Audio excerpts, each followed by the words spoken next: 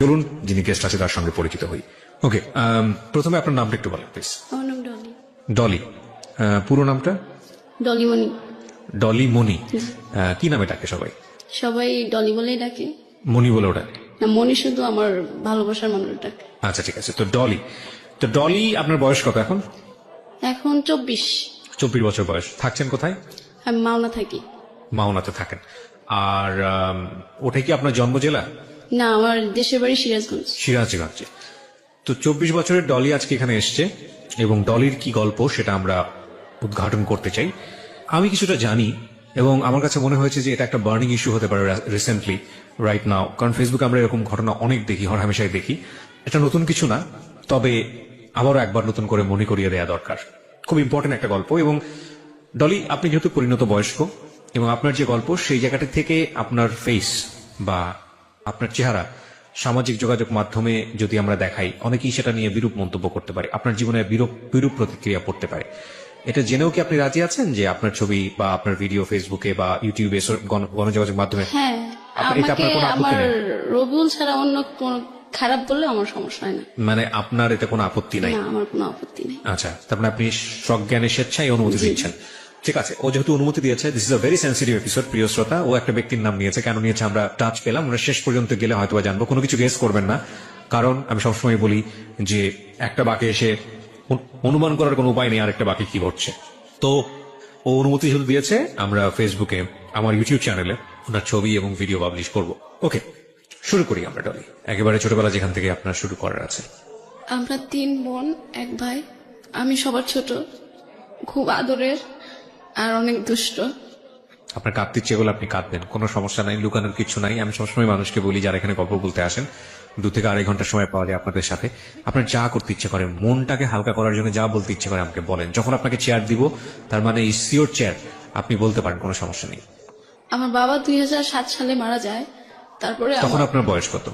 তখন আমার বয়স 8-9 বছর হতো। আচ্ছা, তখন আমার বড় বোনের বিয়ে হয়ে যায়। এটাই কি আপনার জীবনের প্রথম দিককার মেমোরি, নাকি তারও আগেও কোনো ঘটনা আছে যেগুলো বলার মতো?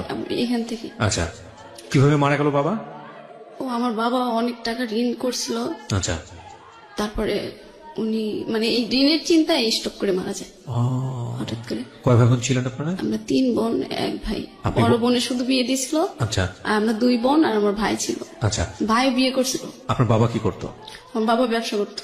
কিসের ব্যবসা? গরুর ব্যবসা। গরুর ব্যবসা করতো। তো ওই জায়গাটা থেকে বাবা ঋণ করে স্ট্রোক করে মারা যায়। আচ্ছা, তারপর কি হলো? তারপরে অভাব আসে, ভাই ভালো কাজ করে না ঠিক মতো। আর বড় বোনের তো বিয়ে হয়েছে। পরে আমরা 2 বোন থাকি বাড়িতে, আমি অনেক ছোট। পরে আমার মেজো বোন স্কয়ারে জব নেয়।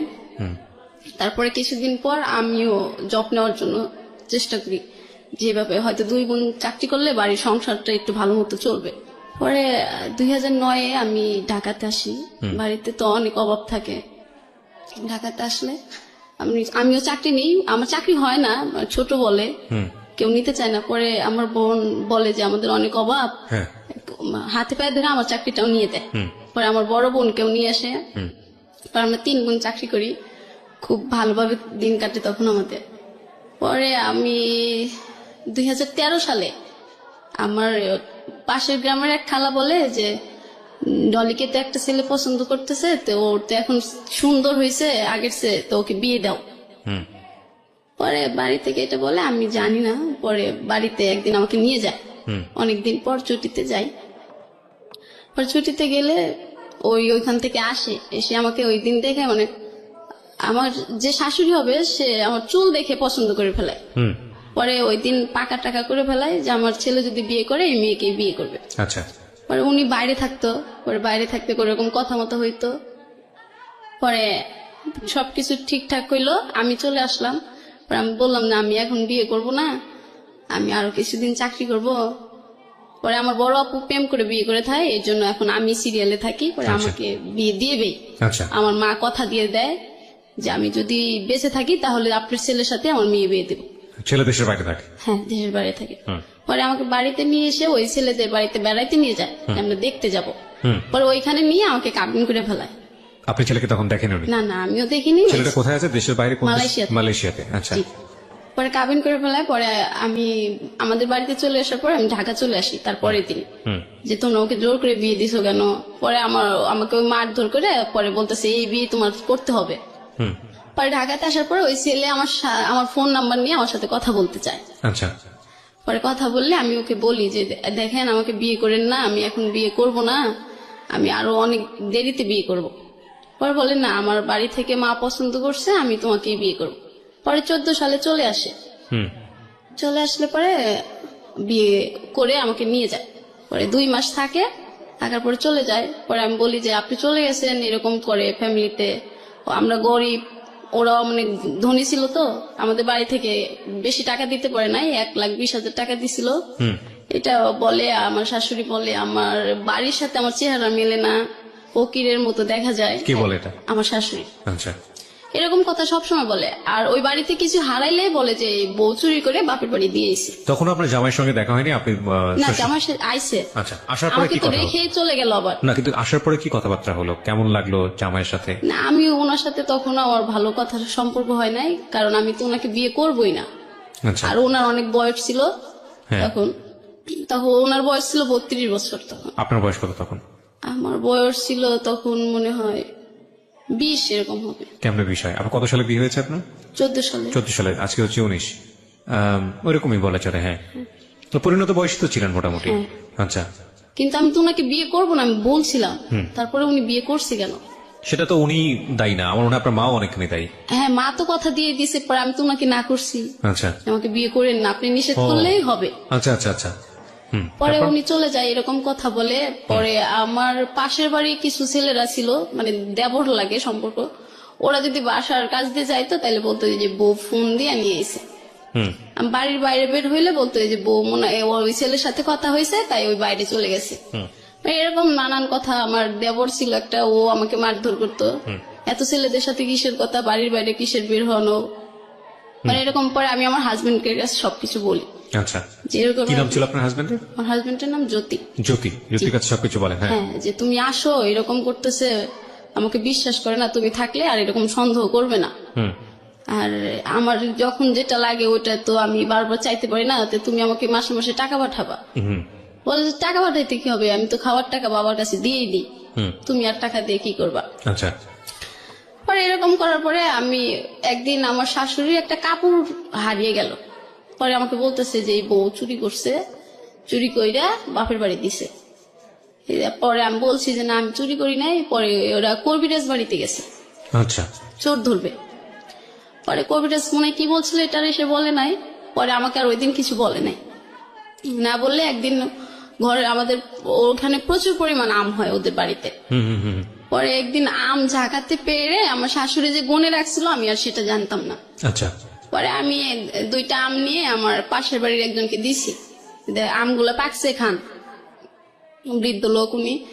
পরে উনি গুনে রাখছে আমি জানি না। পরে আমার শ্বশুর আইছে, শ্বশুরের কাছে সব বলে দিছে, তোমার ছেলের বউ আম চুরি করে খাইছে, চোর হইছে, এই চোর বউ রাখা যাবে না, বাড়িতে মানায় না, এরকম কিছু। পরে আমি শুধু কান্না করি আর আমার হাজবেন্ডের কাছে সবকিছু বলি।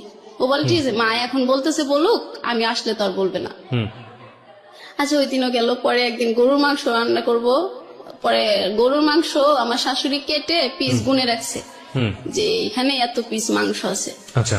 তা আমি রান্না করার সময় মানে তরকারিতে লবণ হয়েছে কিনা এটা টেস্ট করার জন্য 1 পিস মাংস খাইছিলাম।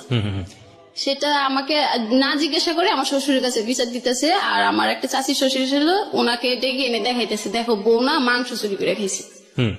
এটা সারা গ্রামের লোক যখন জেনে গেল তখন আমি ওই বাড়ি থেকে চলে আসলাম। আর তখন ডিসিশন নিয়ে নিছি যে একটা মাংসের জন্য যে সারা গ্রাম ছড়াইতে পারে এরকম বাড়িতে আমি থাকবো না। আমার হাজবেন্ডের কাছেও বলি, ও বলে যে তুমি খাইছো কেন, ওহো, মা ভাগ করে দেওয়ার পরে তুমি খাইতা। পরে আমি বাড়িতে জানাই, আর বাড়ি থেকেই সবকিছু দিত মা। আচ্ছা। শ্যাম্পু ট্যাম্পু যা কিছু লাগতো, মানে প্রয়োজনীয় সামগ্রী যা লাগতো সব বাড়ি থেকে দিত। হ্যাঁ। ওকে। পরে আমি বলতাম যে আমার যদি সবকিছু বাড়ি থেকেই দেওয়া হয় তাহলে আমি বাড়িতেই থাকি, উনি যখন আসে তখন যাব। পরে এখানে চলে আসার পরে ও একদিন ফোন দিয়ে, আমার ফোন বিজি পাইছিল মনে হয় আমার হাজবেন্ড, পরে বলতেছে যে আমি তোমাকে আর রাখবো না, তুমি অন্য ছেলেদের সাথে সম্পর্ক করো, এই জন্য বাড়ি থেকে চলে গেছো। বিয়ের কয়দিনের মাথায় এই ঘটনা? উনি থাকতো আমার কাছে 2 মাস থাকার পরে আমি ওইখানে থাকছিলাম মনে হয় 5-6 মাস। আচ্ছা, তো এই সময়ের মধ্যেই ঘটনা। হ্যাঁ। তারপর পরে তো আমি চলে এসে ডিসিশন দিলাম যে আমি ডিভোর্স দিয়ে দেবো। আমার মা বাবা সবাইকে, পরে কেউ রাজি হয় না যে না ডিভোর্স দেওয়া যাবে। পরে আমি বলছি তাহলে আমি সুসাইড করবো, ওই বাড়িতে যদি আমার যাইতেই হয় তাহলে আমি সুসাইড করবো। এটা বলার পরে তখন সবাই ডিসিশন নিল যে আচ্ছা ঠিক আছে, মেয়ে যখন এই বাড়িতে থাকবে না তাহলে ঠিক আছে ডিভোর্স দিয়ে দাও। পরে আমার কাবিনে আমরা যৌতুক দিছিলাম 2,01,20,000 টাকা। পরে সেই টাকা নিয়ে আবার এমন সৃষ্টি হয় যে আমরা এত টাকা দিতে পারবো না, আমরা 80,000 টাকা দেব। আচ্ছা, পরে ওই আমাদের এলাকার সবাই বসে বলছে না ওরা যে এত টাকা দিছে সব টাকা দিতে হবে। ওকে। পরে সব টাকা দিয়ে দেয়, আমি ডিভোর্স দিয়ে দিই। টাকাগুলো আপনাদেরকে দিয়ে দেয়? হ্যাঁ, আমাদের টাকা আমাকে দিয়ে দেয়। ব্যাগ দিয়ে দেয়? হ্যাঁ। পরে ওইখান থেকে ওই ডিভোর্স দেওয়ার পরের দিনই আমি ঢাকাতে চলে আসি, মাওনাতে। মানে এটা কি প্ল্যান ছিল নাকি এমনিতেই চলে আসলেন? না, এমনিতে এখন গ্রামের লোক নানান কথা বলবে। ও, কথা থেকে বাঁচার জন্য। হ্যাঁ, মামলা থেকে ছিল? মাওনাতে ছিল আমার একটা বোন আর আমার একটা ফ্রেন্ড। পরে আমি ওইখানে যাই, ওইখানে গেলে আমি একটা চাকরি, ওইখানে স্কোয়ারে চাকরি নিই। নেওয়ার পরে ওইখানে স্কয়ার বেশ- টেক্সটাইলে? হ্যাঁ হ্যাঁ, বেশ সুন্দর দিন কাটতেছে ওইখানেও। মানে আমি এত চঞ্চল একটা মেয়ে, ওই শ্বশুর বাড়িতে থাকার পরে আমি কিছুদিন অফ হয়ে গেছিলাম, আর ওরকম দুষ্টামি করা যায় না। পরে এখানে আসার পরে আবার সবকিছু আমার আগের মতোই হয়ে গেল। দুষ্টমি, চঞ্চলি, ঘোরাফেরা। ওরা তো মহান খুশি, একটা ভালো বন্ধু পাইলো, আচ্ছা, আর দুঃখ থাকবে না ওদের কারো। জি। পরে এই করতে করতে তখন আমি 16 সালে যাই, 17 সালে আমি আমার আপুর ওই ফ্রেন্ডের সাথে ওই আমার ওই রবিউল নামের একটা ছেলের ছবি দেখি আচ্ছা, ফেসবুক। আচ্ছা। পরে আমার ভীষণ ভালো লাগে ওই ছবি দেখার পর।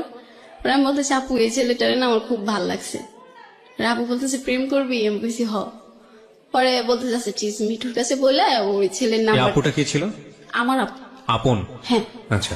পরে বলতেছে তুই প্রেম করবি? আমি বলছি হ্যাঁ। পরে বলতেছে আচ্ছা মিঠুর কাছে বলে নাম্বার নিয়ে দেবো না। পরে মিঠু ভাই বলতেছে যে ওর নাম্বার তো আমি এখন দিতে পারবো না, তুই ওর আইডি নাম্বার। মিঠু ভাইটাকে? ওই ছেলের ফ্রেন্ড। তো মিঠু ভাইয়ের সঙ্গে আপনার বোনের কি সম্পর্ক? আমার বোনের সাথে, আমার বোনকে পছন্দ করতো ওই ছেলে। এ মিঠু? হ্যাঁ আচ্ছা, তো তার বন্ধু হচ্ছে এই রবিউল? হ্যাঁ। ওকে। তো মিঠুর সাথে আপনার বোনের সম্পর্ক তখনও ছিল? না, তাহলে? কথা বলতো ফোনে, মানে আচ্ছা। আমার আপুকে ভালোবাসতো, আপু ভালোবাসতো না। ওকে, ঠিক আছে। তারপর? তারপরে আমি ওর আইডি নাম্বারটা নিয়ে মেসেঞ্জারে কিছুদিন কথা বলি, অনেক কয়দিন।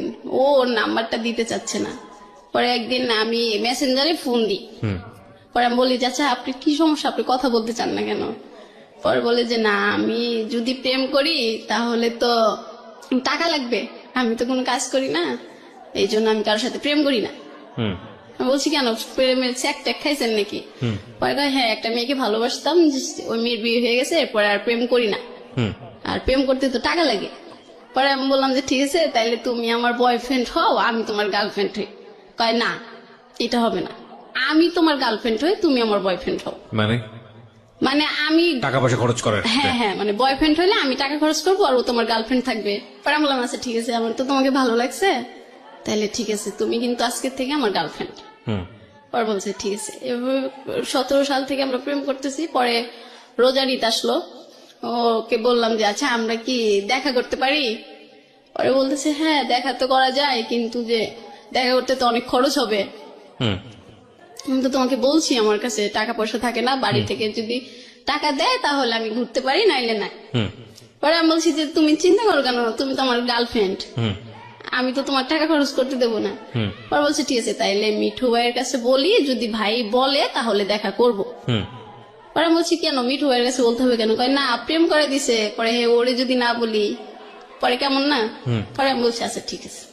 পরে আমি বাড়িতে যাই, পরে পরে বলতেছে না আমরা এইবার দেখা করব না, আমরা কোরবানি ঈদের পরে দেখা করব। পরে বলছে আচ্ছা ঠিক আছে।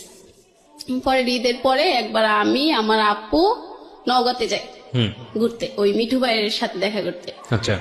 পরে মিঠু ভাইয়ের সাথে দেখা করতে ও ওইখানে থাকে। পরে আমার আপু থাকে, পরে আমরা 4 জন একটা রিক্সা করে একটা পার্কে যাই। আচ্ছা।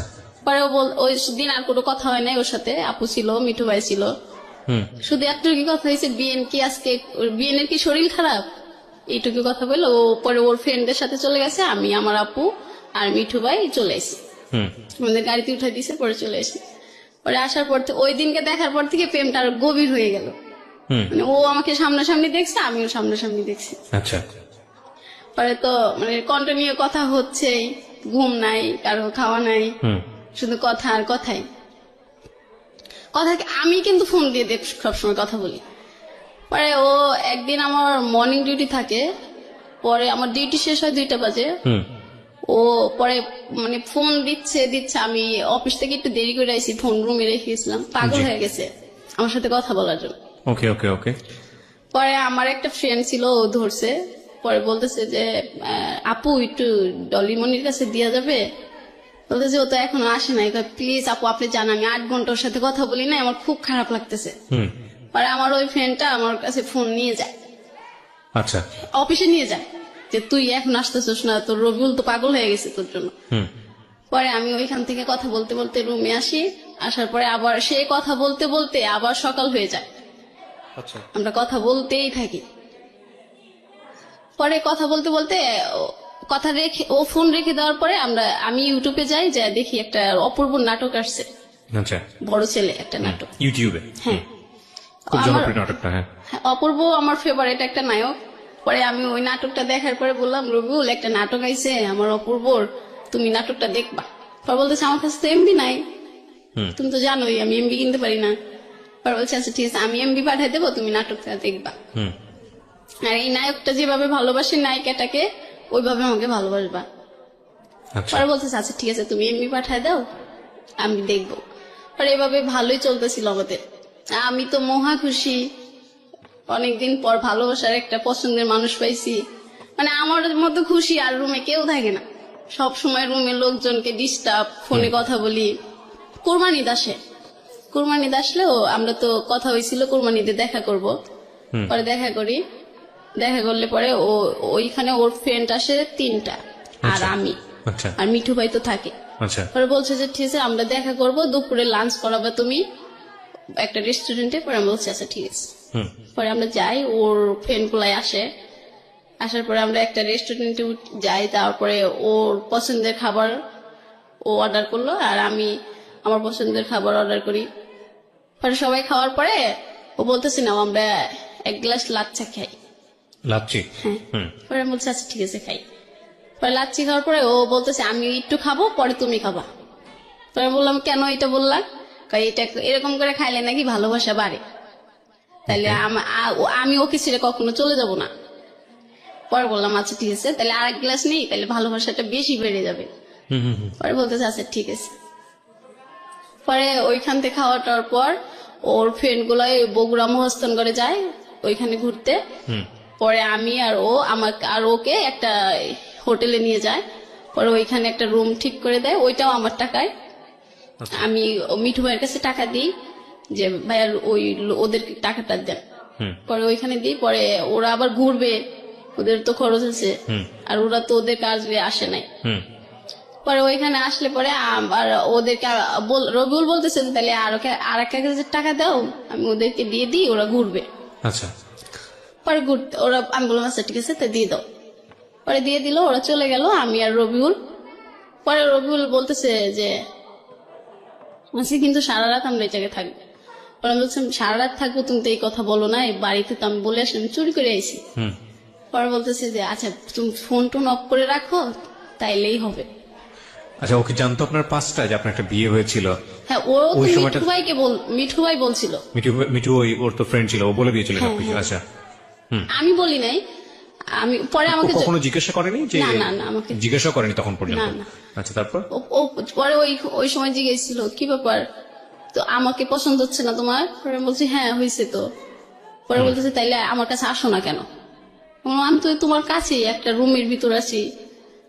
পরে বলতেছে আমার সাথে তুমি থাকবা। পরে ও এটা বলতেছে নাইলে নাকি আমি ওকে ভালোবাসি না, অনেক কথা বলতেছে। পরে আমি বললাম আচ্ছা ঠিক আছে তুমি আমি ঠিক বুঝিনি, কিসের শর্ত দিয়েছো? আমি ওর সাথে না থাকলে আমি নাকি ওকে ভালোবাসি না। ও আপনাকে বলছে নাইট স্টে করার জন্য ওর সঙ্গে? হ্যাঁ, তারপর? পরে আমি রাজি হইলাম, পরে আমরা ওইখানে থাকলাম দুজন। ওই দিন সারা রাত বৃষ্টি হয়েছিল। পরে ও বলছিল যে এই বৃষ্টি সাক্ষী আমাদের ভালোবাসা। পরে আমি বলছি যে এগুলো তো সবই মনে থাকবে তোমার? পরে বলতেছে হ্যাঁ সবই মনে থাকবে আমার। পরে থাকার পরে পরে আমি বলতেছি আমার কিন্তু আগে বিয়ে হয়েছিল। ও বলছে ভাই মজা করো না তো, এখন ঘুমিয়ে পড়ো। এটা বলার পরে আমি আর একবার বলি নেই, যেটা কিন্তু সত্যি। পরে ওইখান থেকে সকালবেলা হয়, পরে আমরা দুজন বের হয়ে যাই। না, কিন্তু এখানে আমার কথা আছে, এটা হচ্ছে এই ছেলেটার ফ্যামিলি ব্যাকগ্রাউন্ড সম্পর্কে আপনি জানতেন, ডিটেল জানতেন? আপনি যে রাতের বেলা স্টে করার যে ডিসিশনটা নিলেন, এটা তো সম্ভবত কোনো একটা হোটেলে, রাইট? হ্যাঁ, আচ্ছা। তো এরকম একটা জায়গায় আপনি তার সাথে স্টে করার ডিসিশন নিচ্ছেন, এটা তো ভালোবাসেন তাকে, ঠিক আছে, বাট নিজের জায়গাটা থেকে কোনো ধরনের কোনো কনফিউশন অ্যারাইজ করেনি? কখনো কোনো ভয় তৈরি হয়নি? বা আপনি যে কাজটা করতে যাচ্ছেন এটা তো অনৈতিক কাজ, এরকম কখনো মনে হয়নি ওই হ্যাঁ সময়টা? হয়েছে, কিন্তু আচ্ছা। ও আমাকে বলছে যে এটা যদি না করি তাইলে ও মনে করবে যে ওকে আমি ভালোবাসি। আচ্ছা, তো যে কারণে আপনাকে এই প্রুফটা দিতে হবে। তার আগে মিঠু ওকে বলেছিল যে আপনি বিবাহিত, এবং সে বিবাহিত ব্যাপারটা আপনি ওকে যখন বললেন, তারপরে সে বললো যে ফান করো না, মজা করো না, ঘুমিয়ে যাও। তার মানে আপনাদের মধ্যে এই ধরনের অনৈতিক সম্পর্ক হবার পরে ডিসকাশন এগুলো। তারপর কি হলো? তারপর সকাল হইলো, পরে আমরা দুজন ফ্রেশ হলাম, হয়ে পরে আমরা ওইখানে একটা পার্ক আছে, সকালবেলা সবাই যায় ওইখানে। আর ওইখানে যায় সবাই আবার ফোন দিয়ে আবার আমরা ওর 4টা ফ্রেন্ড আবার এক হইলো। হওয়ার পরে আমরা সকালে নাস্তা করলাম। নাস্তা করার পর পরে আমি বললাম ঠিক আছে, তাহলে এখন আমি আবার এখান থেকে ঢাকা ব্যাক করব, বাড়িতে তো যাওয়া যাবে না। হ্যাঁ, বাড়িতে তো যাওয়া যাবে না, তাই আমি ঢাকাতে যাই। পরে বলছে আচ্ছা ঠিক আছে, তুমি ঢাকাতেই যাও। পরে আমাকে একটা গাড়িতে উঠাই দিল, পরে আমি ঢাকাতে চলে আসি। পরে ওকে আবার টাকা দিয়ে আসি, ও বাড়িতে যাবে, আমি টাকা না দিলে তো যেতে পারবো না। মানে বাড়িতে যাওয়ার পর্যন্ত টাকা ছিল না এই ছেলের কাছে? টাকা ছিল কি না, ছিলই না মনে হয়। তো আপনি ওকে কি থেকে ভালোবেসেছিলেন? শুধু একটা ছবি দেখেই? আর ওর অনেক ভালো মনে হইতো আমার কাছে। কেন মনে হতো? কেন হয়তো ও সবসময়, আমি যদি কিছু মিথ্যে কথা বলি ও সব বলতো পচা কথা বলতে হয় না, পচা কথা বললে আমাদের ভালোবাসাটা মনে হয় শেষ হয়ে যাবে। মানে অদ্ভুত বিষয়, একটা ছেলের আপনি ছবি দেখলেন, তাকে পছন্দ করলেন, তার সাথে আপনি ফার্স্ট মিটে আপনি এই ধরনের একটা সম্পর্ক করে ফেললেন। না, আমাদের তো আগে দেখা হয়েছিল।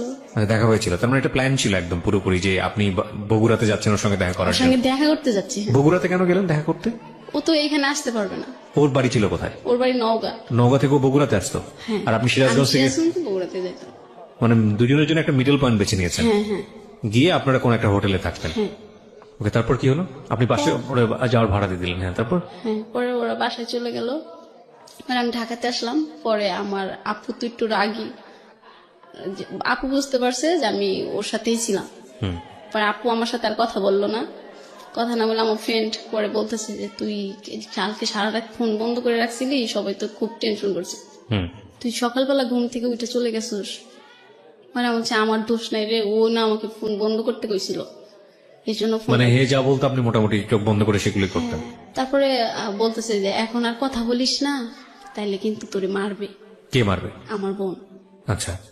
তারপর হচ্ছে আচ্ছা ঠিক আছে কথা বলবো না, পরে বলতেছে ঘুমিয়ে পড়, রাত্রে তো ডিউটি আছে। হ্যাঁ, তো বড় বোনই বলছে প্রেম করার জন্য, আবার বড় বোনই গায়ে হাত তুলতেছে, আমি ঠিক বুঝলাম না। বড় বোন তো জানে না যে আমার সাথে দেখা করে রাত্রে থাকবে। তো বড় বোনকে ওটা ফান করে বলেছিল? ফান করে বলছিল কিনা তা জানি না, তবে আমি তো সবসময় বলতাম যে আপু একটা সুন্দর ছেলে হইলে আমি প্রেম করবো।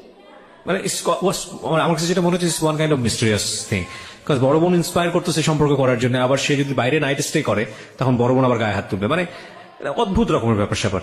ওকে, তারপর? তারপরে বললো যে রাত্রে ডিউটি আছে, তাহলে এখন ঘুমিয়ে পর ফ্রেশ হয়ে। পরে আমি আবার বললাম আচ্ছা ঠিক আছে ঘুমাই, আপুর কাছে যাই একবার।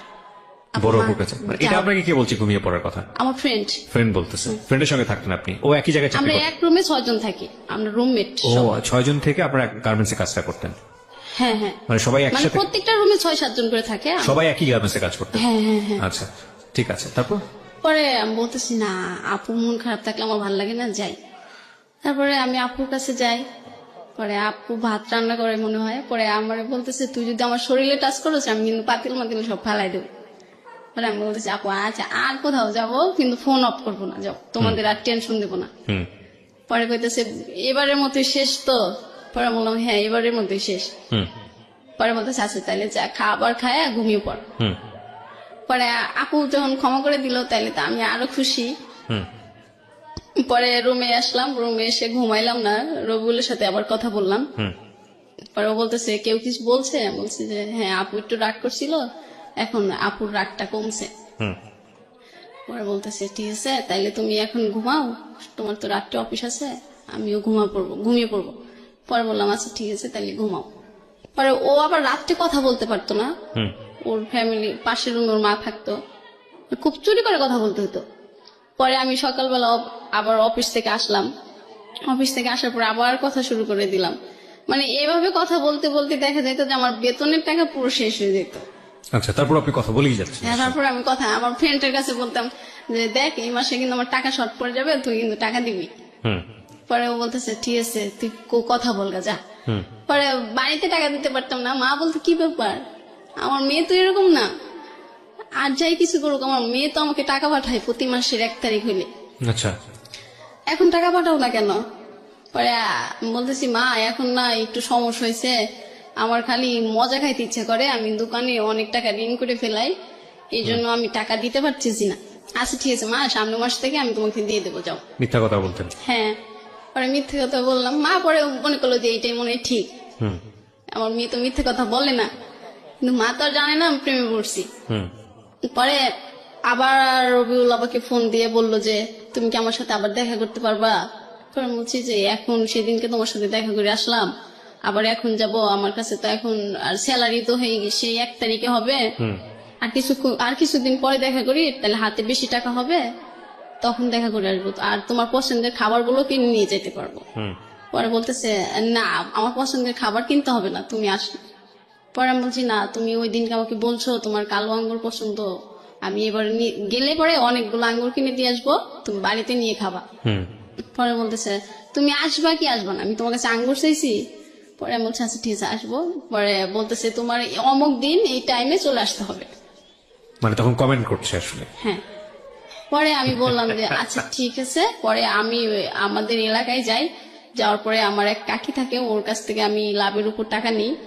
মানে সুদে টাকা নেন? হ্যাঁ হ্যাঁ, সুদে টাকা। সুদে টাকা নেন বয়ফ্রেন্ডের সঙ্গে দেখা করার হ্যাঁ, জন্য? আমার তো তখন স্যালারি তো এই 30 তারিখে 31 তারিখে হবে। জীবনে কত স্টোরি যে আমাকে শুনতে হবে। ওকে ফাইন, বলেন তারপর। পরে আমি তো চাচিরে বলি যে চাচি আমার তো টাকার দরকার। পরে বলতেছি টাকা দিয়ে তুই কি করবি, তোর তো কয়দিন পর বেতন হবে। হুম পরে বলতেছি না বেতনের এবার ব্যাংকে কি যেন হয়েছে মনে হয় নেটের সমস্যা হবে। হুম কয় কি জানি আমার ছেলে তো উঠায় ব্যাংকে, তো কোনো নেটের সমস্যা হয় না, তোর খালি সমস্যা হয়। হুম পরে আমি বললাম তুমি দিবা 6,000 টাকা? পরে বলতেছেন যা নিয়ে যা। আপনার স্যালারি কত ছিল ওই সময়? আমি যখন রবিউলের সাথে সম্পর্ক করতাম যে সময় তখন, আপনি ঋণ নিতেছেন? হ্যাঁ হ্যাঁ, তখন আমার স্যালারি ছিল 7,000 টাকা। তো আপনি 6,000 টাকা ঋণ নিলেন? 6,000 টাকা নিলাম, মাসে 1 তারিখ হইলে আবার 6,000 টাকা লাভ দিতে হবে, আবার ওই 600 টাকা লাভ দিতে হবে, আর 6,000 টাকা ফেরত দিতে হবে। আপনার চিন্তাও হয়নি যে মাস কিভাবে না, চলবে? আমি তো খুব খুশি রবিউলের সাথে দেখা হবে। ও যে খুশি খুশি মন নিয়ে বলছে না, এটা আপনাদের একটু দেখা উচিত ওকে, যে মানুষ কি হতে পারে মানে প্রেমে পড়লে। এটাকে প্রেম বলবো না কি কি বলে এটাকে, আমি ঠিক জানি না। যাই হোক, আমার বলার জায়গাটা অনেক পরে আসবে। তবে আপনারা যদি ভিডিওটা দেখতে চান, আপনারা আমার পার্সোনাল যে ইউটিউব চ্যানেল আছে সেখানে আসবেন, www.youtube.com/RJKebriafm, RJKEBRIAFM, গিয়ে চ্যানেলটিতে আপনি সাবস্ক্রাইব করবেন। ওনার ভিডিও আমি দিয়ে দিয়েছি। ওকে বলেন তারপর।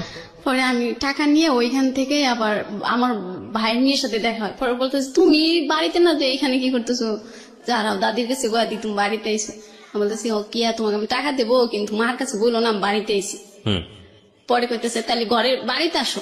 পরে আমি বাড়িতে যাই, শুধু 1 গ্লাস পানি খাই আবার চলে আসি, যে মা আসলে তো আমাকে আর যেতে দেবে না, হুম মা না আসার আগে আমার পলাইতে হবে। হুম মা নানির বাড়ি ছিল, পরে আমি ওইখান থেকে টাকা 6,000 নিয়ে চলে আসি, আচ্ছা আবার সিরাজগঞ্জ আসি ওইখান থেকে বগুড়াতে যাওয়ার জন্য। আচ্ছা পরে ওর জন্য অনেক কিছু কিনি, আপেল কিনি, কালো আঙ্গুর গুলো কিনি, তারপর কমলা থাকে। পরে ও সিগারেট খাইতো না, সেন্টার ফ্রুট খাইতো, আমি ওগুলা কিনে নিই অনেকগুলো। হুম পরে ও টক খাইতে পছন্দ করে, আমি ওই যে বার্মির আচার গুলো থাকে ওগুলা অনেকগুলো কিনে নিই, হুম কিনে নিয়ে যাই। এটা আমি সিরাজগঞ্জ থেকে কিনি, কারণ ওর সামনে গেলে যদি না কিনতে দেয়, আচ্ছা এই জন্য আমি ওইখান থেকে কিনে নিয়ে যাই। পরে ও আমার জন্য ওইখানে দাঁড়া থাকে, আবার সেই মিঠু ভাইকে নিয়ে আসে। পরে আর বলতেছে যে চলো আমরা আজকে 3 জন একসাথে ঘুরবো একটা রিস্কে। হুম পরে আমি বললাম আচ্ছা ঠিক আছে চলো। পরে এগুলা দেখে মিঠু ভাই বলতেছে তুই কি প্রেমে পড়ছোস না কি করছোস? আমি কই কেন? কয় তুই তো দেখতেছোস এখন সবকিছু ওকে দিয়ে দিবি। আর আমি বলছি না, ওকে সবকিছু চাই নাকি যে ওকে সবকিছু দিয়ে দেবো? পরে কইতেছে আচ্ছা দে, এগুলা আমি নিয়ে ঘুরি আর খাই, তুই ওর সাথে প্রেম কর। পরে আমি বলছি আচ্ছা, ঠিক আছে তাহলে আপনি যান। পরে একটা রিস্কায় আমরা দুজন যাই, আবার ওই হোটেলটার কাছে যাই। পরে আমি বলতেছি কি ব্যাপারে, এইটা তো সেই আগের বার আইছিলাম, এইটা না? কয় হ্যাঁ এইটাই। টাকা দাও তো 1500। পরে আমি বলছি টাকা কি করবা? কয় দাও, তুমি এখানে দাঁড়া থাকো, 1 লিটারের একটা পানির বোতল নাও। পরে আমি ওকে টাকা দিই, ও দাদারে ফোন দেয়, কি বলে তা তো আমি জানি না, মানে জিজ্ঞাসা করছিল যে এখানে কেমনে কি বলবো আমি হোটেল আলা। পরে ও রুম টুম ঠিক করে আমাকে বলতেছে আচ্ছা ঠিক আছে আসো। পরে আমি কই কই আমার উপরে একটা ফ্রেন্ড আছে, ও তোমাকে দেখবে।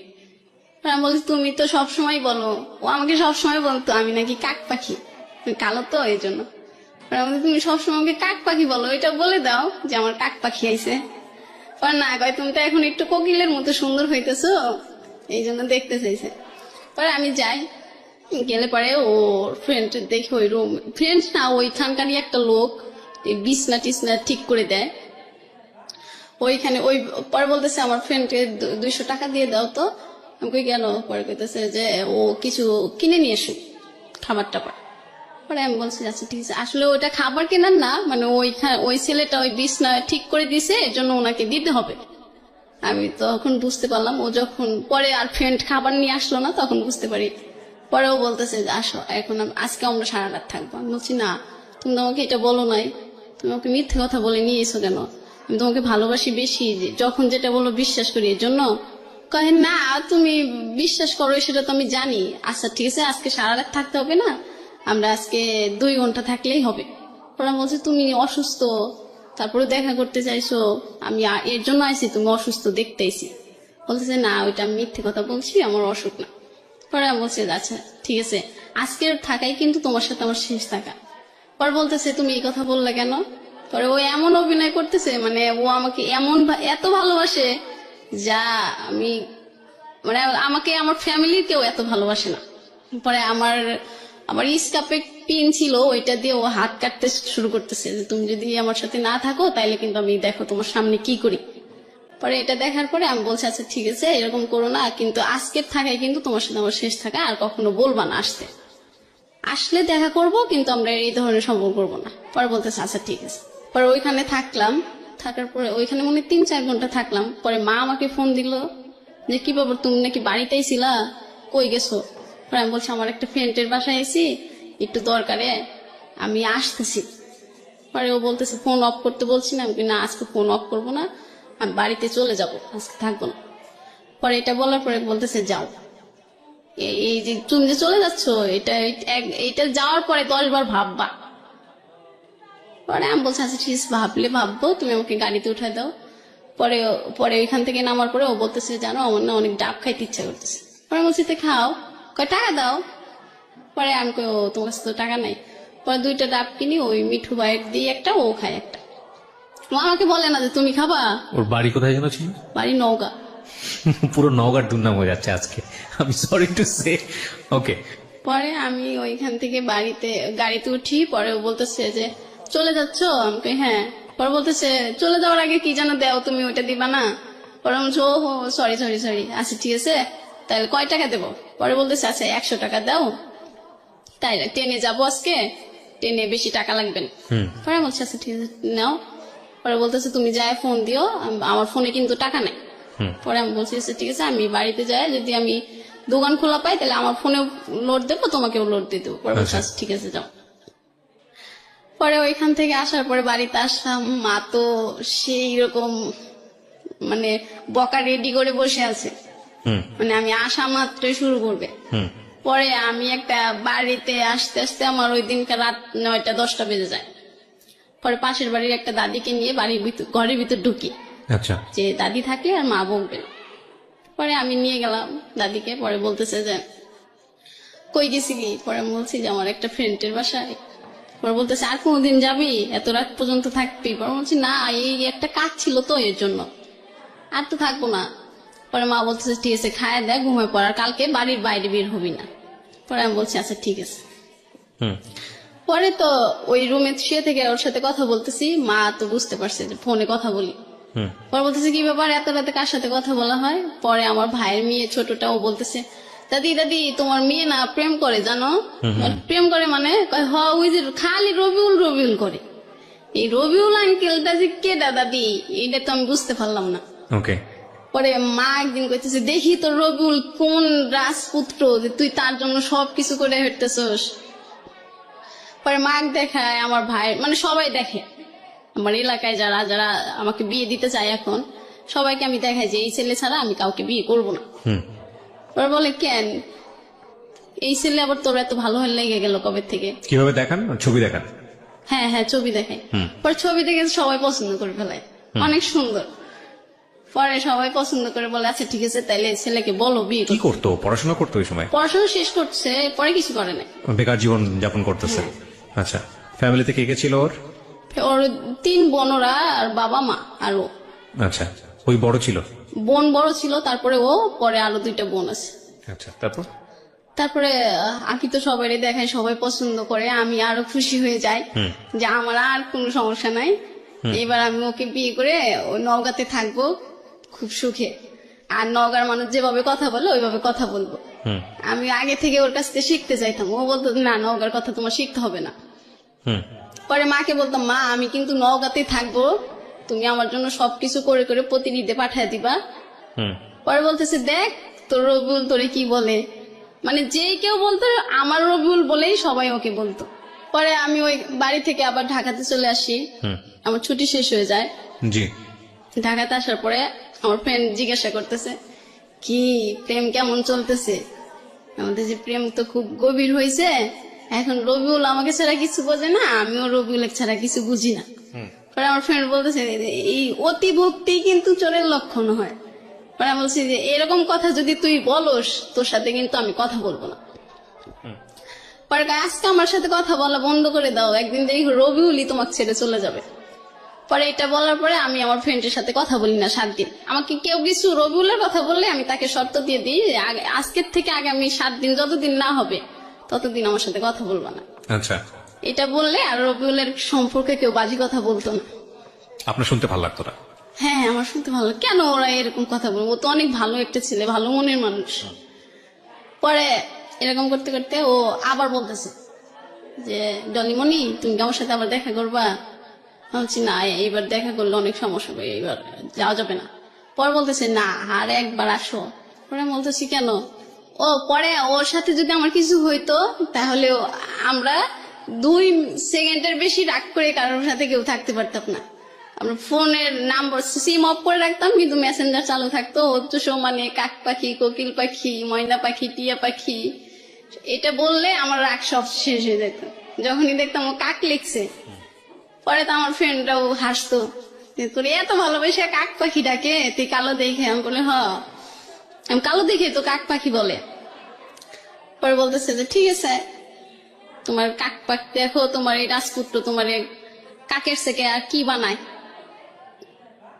পরে আমি একদিন বললাম আচ্ছা তুমি আমাকে এই কথা বলো, সবাই কিন্তু আমাকে অনেক কথা বলে, তুমি কাক পাখি বলো কেন? কয় আমার বন্ধুরা তো জিগেল আমি এটাই বলি যে আমি যার সাথে প্রেম করি ও কাকের চিট্টু ফর্সা কোকিলের মতো কালো। পরে আমি বলছি ও তাই না? পরে কইতেছে By the way, আপনি দেখতে মোটেও খারাপ না, এটা আমার যারা দেখছেন এখন ভিডিওতে তারা ভালো ওপিনিয়ন দিতে পারবে। জি বলেন, তারপর হ্যাঁ, কি? ও তো আমাকে ভালোবেসে এটা বলতো। হ্যাঁ শিওর, আপনি সেটা এনজয় করতেন। হ্যাঁ হ্যাঁ হ্যাঁ হ্যাঁ আমার ফ্রেন্ড গুলো একটু দ্বিমত করতো যে কেন এটা বলবে। পরে তো আমি আবার রাগ করতাম যে তুমি আর যদি এই কথা বলো, বলে যে আমি যতদিন তোমার সাথে সম্পর্ক করবো এটা বলেই ডাকবো, যখন আমরা বৃদ্ধ হব তখন এটা বলেই ডাকবো। রাইট। পরে আমি বলতেছি যাও তোমার সাথে আর কথাই বলবো না। পরে আমি রাগ করে ফোনটা কেটে দিই। পরে আমার ফ্রেন্ডের ফোনে ফোন দিয়ে আমাকে একটা, তখন শাকিব খানের একটা ছবি বানাইছে সত্য কি, আর জেমস এর একটা গান তোর প্রেমেতে অন্ধ হলাম কি দোষ দিবি তাতে। পরে এই গানটা আমাকে শোনায়, তারপরে আমার আবার রাগটা ভেঙে যায় যে ও মনে আমাকে সত্যি ভালোবাসে, আচ্ছা ডাকি ডাকি। পরে ওই গান বলার পরে আমি আমার ফোন থেকে ওকে ফোন দিই। পরে বলতেছে আমার ফোনে যে মিস কলের টাকা ছিল তোমার বান্ধবীর ফোন দিয়ে যে টাকাটা ফুরাইলাম এটা জরিমানা কে দেবে? পরে আমি বলছি যে আচ্ছা বাবু আমি পাঠাই দেবো। পরে বলতেছে না তোমার টাকা পাঠাইতে হবে না, তুমি তো আমাকে ভালোই বাসো না, ভালোবাসলে কি রাগ করতা? পরে আমি বলছি না আমার গার্লফ্রেন্ড এরকম কথা বলে না। পরে বলতেছে তাহলে তুমি কি ওই আমি যে বলছিলাম দেখা করবা দেখা করবা? পরে আমি বলছি যে তোমার ফোন দিলে কি এই কথা ছাড়ার কথা থাকে না? পরে বলতেছে না আমার ফোন দিলে এই কথা ছাড়া কথা থাকে না। পরে আমি বলছি যে আমি বললাম না আমার কাছে টাকা নাই, আর বাড়িতে অনেকদিন ধরে টাকা দিই না, মাকে এবার দিতেই হবে টাকা, আর কতবার 9-6 বোঝানো যায় মাকে। পরে বলতেছে যে ঠিক আছে আমি এবার দেখি টাকা ব্যবস্থা করা যায় কিনা। পরে আমি বললাম যে তুমি কই টাকা পাবা? কয় আচ্ছা আব্বার ওইখান থেকে টাকা চুরি করে দেখা যায় আসা যায় কিনা। পরে আমি বললাম যে ঠিক আছে তাহলে তুমি দেখো চুরি করতে পারো কি। পরে ও বলতেছে আচ্ছা, পরে ফোন দিয়ে বলতেছে যে হ্যাঁ ডলিমণি। আমি বলছি হ্যাঁ বলো। কইতেছে আমি না 1000 টাকা চুরি করতে পারছি। পরে আমি বলছি তোমার তো 1000 টাকা যাওয়া আসার ভাড়াই, তা আমার সাথে ঘুরবা কি? পরে বলতেছে না আসো। পরে আসার কথা বলতেছে, পরে আমি বলতেছি যে ঠিক আছে আমি তাহলে স্যালারি পেয়ে আসি। বলতেছে না স্যালারি পেয়ে আসতেও তোমার কাছে এখন যে টাকা আছে তুমি কাউ থেকে নিয়ে আসো। পরে আমি আবার আমার ওই চাচিকে ফোন দিই, ফোন দিয়ে বলি যে চাচি আমার তো আরো 4000 টাকা লাগবে। পরে বলতেছে তুই আগে 6000 টাকাই দেশ নাই এখনো, তুই আরো 4000 নিলে 10,000 টাকা হয়, তাহলে তো 1000 টাকা 100 টাকা লাভ, তাহলে 10,000 1000 করে হয় না? পরে তুই কোত্থেকে দিবি? পরে বলছে আমি দেবো তো, তোমার আমি কি না করছি? পরে বলতেছে আচ্ছা ঠিক আছে তুই একটা নাম্বার দিস আমি টাকা পাঠাই দিবি। পরে ও একটা নাম্বার দেয়, আমি একটা নাম্বার দিই, পরে চাচি টাকা পাঠা দেয়। পরে ওরে বলি যে টাকা দিছে 4000 টাকা। পরে বলতেছে 4000 টাকা হলেই হবে, তুমি আসো। পরে যাই, যাওয়ার পরে আবার ওইখানে ওই একটাতেই ওইখানেই থাকি। পরেও আমারে বলতেছে যে শোনো আমি যদি কখনো চলে যাই দেশ থেকে তখন তুমি কি করবা? বলছি আমি তো তোমাকে কখনো চাইতে দেবো না, আমি তো পাগল হয়ে যাবো। তুমি কি সত্যি যাবা? পরে আমার ওই দিনকে এত খারাপ লাগতেছিল, মানে আমি ওইখানে কান্না করতেছি। পরে বলতেছে পাগল, তোমার দেখলাম যে তুমি আমাকে সত্যি ভালোবাসো কিনা। পরে আমি বললাম এই ধরনের কথা আর বললো না।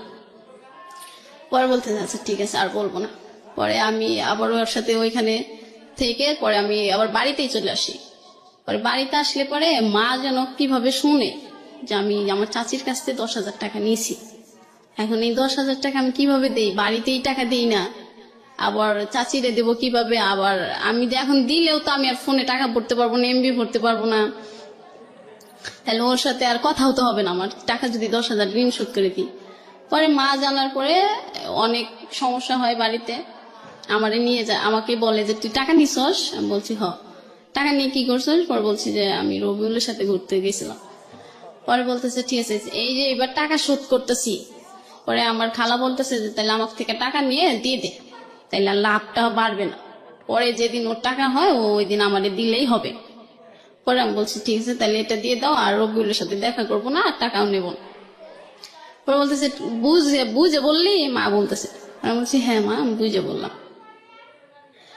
পরে আমার তো অনেক বইকে টইকে সবাই, বড় আপু মেজ আপু মা সবাই বইকে, পরে আমি বকা টকা শুনে ঢাকাতে চলে আসি।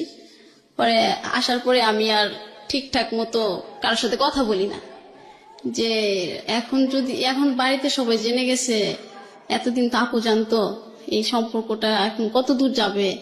যদি বাড়ি থেকে বলে যে তোকে অন্য জায়গায় বিয়ে দেবো, আমি তো রবিউলকে ছাড়া বিয়ে করতে পারবো না। মানে আপনি যতবারই ওনার সঙ্গে দেখা করেছেন মূল টার্গেটটাই ছিল আপনাদের মধ্যে এই যে অনৈতিক সম্পর্কটা, হ্যাঁ এটাই মূল টার্গেটটা ছিল। হ্যাঁ আচ্ছা, এটা ওর জায়গা থেকে টার্গেটটা ছিল, বাট আপনি ও যখন এগুলো বলতো আপনি লাভ ছাড়া, যেহেতু আপনি তাকে অনেক বেশি ভালোবাসেন, আপনি না যে থাকতে পারতেন না। এবং আমি যেটা জানলাম যে 3বারের সম্পর্কের মধ্যে 3বার গেছেন আপনি, তার মধ্যে 2বারই হলো সুদের উপর টাকা নিয়ে। পরে আর ও মানে রাস্তায় সারা রাস্তায় আমাকে আই লাভ ইউ বলতো, আর বলতো তোমাকে আমি অনেক ভালোবাসি, আমাকে তোমাকে ছাড়া কখনোই ও আপনার উইকনেসটা বুঝতো, আসলে আপনি কি পছন্দ করেন সেটা বুঝতো, বাট ওই সাথে সাথে ওর ইন্টারেস্টও বুঝতো। আমার কাছে এখন পর্যন্ত স্টোরি শুনে সেটাই মনে হয়েছে, বাট সামনে কি হবে জানি না, শুনতে থাকি। তারপর তো আমি আসার পরে চুপচাপ থাকি, কারোর সাথে কথা বলি না। আর আমার যেন কেন ভালো লাগে না কোনো কিছুতে, অফিস যেতেও ভালো লাগে না, কারোর সাথে কথা বলতে ভালো লাগে না, খাবার খেতেও ভালো লাগে না, মানে কেমন যেন লাগে। পরে আমার ফ্রেন্ড বলতেছে কি ব্যাপার, যে মানুষটা সারাক্ষণ রুমে সবাই মাথায় করে রাখতো, তুই এখন কথা বলিস না কেন? পরে আমি বলতাম যে আমার ভালো কথা শুনলেও ভালো লাগে না, তুই এখান থেকে যা, তোর কাজ থাকলে তুই কাজ কর, আমার ডিস্টার্ব করিস না। পর বলতেছে আচ্ছা ঠিক আছে, তোর হাতে রান্না তো মজা, তুই খালি সবজিটা রান্না করে দিবি, আর কিছু করতে হবে না। আমি সবসময় রান্না করতাম, তরকারি রান্না না করলে ওরা কেউ খাইতো না। বলতাম যে না এখন আমি রান্নাও করতে পারবো না। পরে ও বলতো যে তাইলে তুই তো শুধু মাছ ভর্তাটা করে দিলেই হবে, আমার ফ্রেন্ড বলতেছে, আর কিছু করতে হবে না। পরে আমি বলছি না কিছু করতে পারবো না। পরে ওরা বুঝতে পারে যে আসলে কি সমস্যা হয়েছে। আরে আমারে আর কিছু বলে না, যেহেতু আমি ওদের সাথে কথা বলতে চাই না। ওরা কি কি বলে আমারে দেখে, আমি আর এইগুলা তাল দিই না। রবিউল ফোন দেয় খুব কম এখন। পরে আমি বলছি কি ব্যাপার, তুমি সারাদিন ফোন দিয়ে পাগল হয়ে যাইতে, আমার ফ্রেন্ডদেরকে ফোন দিতাম মেসেঞ্জারে সারাক্ষণ, জান ময়না পাখি পাগল করে ফেলাইতে, এখন ফোন খুব কম দাও কেন? পরে বলতেছি একটু টেনশনে আছি, একটা সমস্যার মধ্যে আছি। পরে বলছি কি হয়েছে? কয় আছে একটা সমস্যা আছে। পরে আমি বলছি বলা যাবে না, বলতেছে না। পরে আমি ওই মিঠু ভাইয়ের কাছে ফোন দিয়ে, আচ্ছা ভাইয়া ওর কি হয়েছে, ও কেন যেন এরকম করতেছে কেন, মানে কথা খুব কম বলতেছে, কি সমস্যা হয়েছে, ওর কি টাকা পয়সার কোনো সমস্যা? পরে ভাইয়া বলতেছে কি টাকার সমস্যা হলে তুই দিবি? পরে আমি বলতেছি হ্যাঁ, ওর যদি টাকার সমস্যা হয় আমাকে বললেই তো আমি দিই, তো বলতেছে না কেন? পরে কইতেছে যে তাহলে তুই ঠিক আছে, তুই ব্যাংক থেকে তোর যত টাকা আছে সব উঠায় অনেতে, তাইলে তো ও খুশি থাকে, তুইও খুশি থাকিস। মানে ও সবাই জানতো যে রবিউল যদি খুশি থাকে তাইলে আমি খুশি থাকি, আর রবিউলের যদি মন খারাপ থাকে তাইলে আমারও মন খারাপ থাকবে। তারপরে কি বের করা গেল, কারণটা কি ছিল মন খারাপ? কারণটা ও পরে আমাকে দাদা বলতেছে যে রবিউল শুনলাম ও নাকি বিদেশ যাবে, হয়তো এটা নিয়ে বাড়িতে কোনো সমস্যা।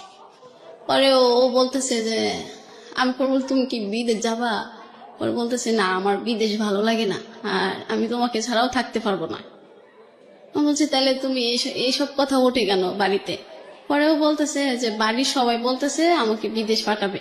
পরে আমি বলতেছি বাড়ির সবাই, তুমি বাড়ির যেই টাকা দিয়ে বিদেশ যাবা ওই টাকা দিয়ে আর আমার থেকে টাকা নিয়ে তুমি দেশে একটা ব্যবসা করো, পরে তুমি আমাকে বিয়ে করবা, আমি এখানে থাকবো, তুমি বাড়িতে ব্যবসা করে পরে ওই ছোট 2 বোনকে বিয়ে দিয়ে দিবা, ওরা বিয়ে দিয়ে হলে পরে আমি তোমাদের বাড়িতে যাব, তাহলে তো আর কোনো সমস্যা থাকে না, তোমার বিদেশও যাওয়া লাগে না। পরে বললেন না পাগল, এটা বাড়ি থেকে যদি আমি ব্যবসা করতে চাই তাহলে টাকা দেবে না, আর বিদেশ গেলে তাহলে টাকা দেবে। পরে আমি বলছি না, তোমার বিদেশ যাইতে হবে না, আমি ওকে সবসময় বলতাম যে তুমি দেশে থাকো, বাড়ি থেকে যে টাকা দেয় আর বাদ বাকি টাকা আমি দেব, দিয়ে তুমি ব্যবসা করবা, তারপরে তোমার বন্ধুটোর বিয়ে দিবা, তারপরে আমাকে বাড়িতে নিবা, তারপরে আমরা দুজনে একসাথে বৃদ্ধ হব। পরে বলতো যে দেখি বাড়িতে কি বলে। পরে বাড়িতে আমি বললাম যে ঠিক আছে, তাহলে তুমি একদিন আমার সাথে সুমাইয়ার কথা বলাই দিও, ওর ছোট বোন। ওর ছোট বোনকে বলছিল যে আমি এরকম একটা মেয়ের সাথে কথা বলি, তো ওই মেয়েটা তোর সাথে কথা বলতে চায়। মানে আমি সুমাইয়াকে বলতাম যে তোমার ভাইয়াকে বিদেশ যেতে দিও না, ও যদি বিদেশ চলে যায়, আমি শুনতাম যে বিদেশ গেলে তো অনেক টাকা কামাই করে, তা মানুষ মানুষকে ভুলে যায়, তাহলে তো ও আমাকে ভুলে যাবে, আর ও ভুলে গেলে আমি ওকে ছাড়া থাকতে পারবো না। পরে ওই দিনকে ফোন দেয়, পরে আমি ঘুমিয়েছিলাম, পরে আর ফোন ধরতে পারি নাই, পরে আবার আমি ঘুম থেকে উঠে ফোন দিই, পরে বলতেছে সুমাইয়া তোমার সাথে কথা বলতে চাইলো, তুমি তখন ফোন রিসিভ করো নাই কেন? বলছে আমি ঘুমিয়ে গেছি, তাইলে এখন দাও। কয় না, আমি তো সুযোগ সবসময় সবাইকে দিই না। পরে আমি বলছি তার মানে কি তোমার বিদেশ যাওয়ার ইচ্ছা আছে না? কয় হ, বিদেশ গেলেই তো অনেক টাকা কামাই করা যাবে, আর তারপরে আমরা দুজন সুখে থাকতে পারবো বেশি। পরে বলছে না, আমার বিদেশ যেয়ে সুখে থাকতে হবে না, আমরা দেশে থেকেই সুখে থাকবো, আমি বাড়ি থেকে বলবো, আর বাড়িতে তো সবাই তোমাকে পছন্দ করে, তুমি অনেক সুন্দর, আমিও পছন্দ করি, আর আমাদের বাড়িতে তো সমস্যা নাই, তোমার বাড়িতে সমস্যা হলে তুমি ওটা বলবা বুঝাইয়া। পরে বলছে যে না, আর কোনো কথাই হবে না, আমি দেশের বাইরেই চলে যাব। পরে আমি বলতেছি যে না না, তুমি বাইরে যেও না, আমি তোমার পায়ে ধরি, আমি তোমাকে ছাড়া থাকতে পারবো, মানে তোমার একদিন কথা না শুনলে আমি থাকতে পারবো না। আমি এরকম মানে ওর ভালোবাসা ভিক্ষাও চাচ্ছি, যে তুমি আমাকে শুধু তোমার ভালোবাসা ভিক্ষে দাও, আর আমি তোমার বাড়িতে কাজের মানুষ হয়ে থাকবো, কিন্তু তাও তুমি ছেড়ে যেও না, আর তুমি বিদেশ গেলে আমার সাথে আর যোগাযোগ করবা না। পরে বলতেছে যে আচ্ছা দেখি, আর পরে বলতেছে যে একদিন আমি তোমার সাথে সারা রাত কথা বলবো। পরে আমি বলছি যে আচ্ছা ঠিক আছে, তাইলে আমি ও বলতেছে যে আমার ফোনে কিন্তু টাকা নাই, পরে আমি ওই দিনকে আমার ফোনে মিনিট ভরে রাখি, 100 টাকায় 300 মিনিট দিত তখন। পরে আমি মিনিট ভরে ওর ফোনের অপেক্ষায় থাকি, ও কখন একটা মিস কল দেবে আমি ফোন দেব। ওই দিন আমি অফিসেও যাইনি, আমার রাতের ডিউটি ছিল মনে হয়, আমি অফিস বাদ দিয়ে ওর ফোনের অপেক্ষায় থাকি, ওর তার খবর নাই। পরে আমি পরের দিন সকালে ফোন দিয়ে বলতেছি আমি তো সারা রাত পিকনিক খাইছি, এই জন্য আর তোমাকে ফোন দিতে পারিনি। পরে আমি বলছি আচ্ছা ঠিক আছে, আমি বুঝতে পারছি, কোনো সমস্যা না হলে তুমি এরকম করতে না। পরে বলতেছে তো তুমি তো বুঝতে পারছো। পরে একদিন আমার জন্য কেমন লাগতেছে, দুপুরবেলা শুয়ে আছি, পরে আমার আপু যেন কি রান্না করে নিয়েছিল, পরে ওইটা সুখে আমার বমি চলে আসে। পরে আপু যেন কি রান্না করছিল, পরে আমার বমি আসে, পরে আমি বাইরে যাই, পরে আমার ফ্রেন্ডটা বসে থাকে বাইরে, পরে বলতেছে কি ব্যাপার ডলিমণি এরকম করতেছো কেন? পরে বলতেছি কেন রে, এই তরকারিটার গন্ধ ভালো লাগে না আমার, এই জন্য বমিটা আসে। ওরাও কইতেছে যে হ্যাঁ আপনার তো কি যেন বলতেছে, একটা উদাহরণ দিল ওদের দেশের, এই যে চালের মধ্যে হালি কত রঙ দেখালি, আমারে বলতেছে আমি নাকি অনেক রঙ দেখাই। পরে বললাম এর মানে তো বুঝলাম না। পরে বলতেছে আর কত ঢং করে লুকায় রাখা যায়। বললাম তোরদের কথা কিন্তু আমি কিছুই বুঝতেছি না। পরে বলতেছে তুমি তো এখন বুঝতে পারবে না। আমি এখন বুঝতে পারবো না মানে, তাই যা তুই আরো 7 দিন আমার সাথে কথা বলবি না, তুই খালি উল্টা পাল্টা কথা বলস। হয় এখন রবিউলের কথা বললেই তো তোমার শরীরে আগুন জ্বলে যায়। পরে বলছে জানোই তো রবিউলের কথা খারাপ কিছু বললে আমার খারাপ লাগে, তাই বলো কেন? পরে বলতেছে ঠিক আছে তুমি একদিন রবিউলের কথা বলবা। পরে আমি আবার একদিন অফিসে যাই, আমি জানি কেমন হয়ে গেছি। পরে আমার মেডিকেলে আনছে, মেডিকেলে এনে বলছে যে তোমার তো শরীর দুর্বল, খাওয়া লাগবে ঠিক মতো, না খাইলে তুমি অসুস্থ হয়ে যাবা, ঠিক মতো খাবা। পরে আমি অফিস থেকে ওই দিনকে ছুটি দিয়ে দেয় আমাকে। পরে ছুটি দিলে আমি রবিউলকে বলি রবিউল আমার যেন কেন এখন কেমন লাগে। পরে রবিউল বলতেছে কেন কেমন লাগে, মনের ভিতর খারাপ লাগে নাকি? পরে বলছি না আমার শরীরটাই যেন কেমন লাগে। পরে বলতেছে ও এরকম একটু হয়, গরম তো, এই গরমে সবার শরীরটা কেমন যেন কিরকম যেন হয়ে যায়। পরে বলছি না বোকা গরম কই, রুমে তো সবসময় ফ্যান চলে। পরে বলতেছে যে কি জানো জানি না তোমার এরকম 9-6 কথা, রাখো ফোন রাখো। পরে আর আচ্ছা রেখে দিলাম। পরে আমার বান্ধবী, ওই বান্ধবীটাই আবার আমার কাছে আসলো, এসে বললো যে আচ্ছা ডলিমণি তুই সত্যি করে একটা কথা বলবি? পরে বলছি কি বল? বলতেছে তুই কি রবিউলের সাথে শারীরিক সম্পর্ক করছোস? পরে বলছি হ্যাঁ। পরে কইতেছে যে তাইলে মনে হয় তোর বাবুটা হইছে, তুই এরকম করিস কেন? তোর চেহারা তো আগে সুন্দর ছিল, এখন যেন কেমন হয়ে যাচ্ছে। এটা কে বলেছে আপনাকে? আমার ফ্রেন্ড। ফ্রেন্ড আপনাকে জিজ্ঞেস করছে? পরে আমি ওর কাছে সবকিছুই বলি, রবিউল আমাকে কখন কয়টা চুমা দেয়, কখন কয়বার আই লাভ ইউ বলে, কয়বার কাক পাখি ডাকে, সবকিছু আমার ওই ফ্রেন্ডের কাছে আমি বলি, একসাথে ডিউটি করি। পরে বলতেছে যে আচ্ছা তাইলে তুই একটা কাজ করতে পারস। আমি বলছি কি? বলতেছে এটা তুই তোর আপুদেরকে বলতে পারস। পরে আমি বলছি না রে আপুদেরকে বললে আমার মেরে ফেলাইবে, তুই বললেও এই কথা বলিস না। পরে বলতেছে তোর বলতে যদি সমস্যা হয় তা আমি বলি। আমি বলছি না তোর পায়ে ধরে এটা বলিস না, তাইলে আমার এইখানে রাখবেই না, আমাকে বাড়িতে পাঠিয়ে দিবে। পরে আমি বলতেছি না এটা বলিস না, তাইলে আমার বাড়িতে পাঠিয়ে দিব, আর আমি তো বাড়িতে গেলে রবিউলের সাথে কথা বলতে পারবো না।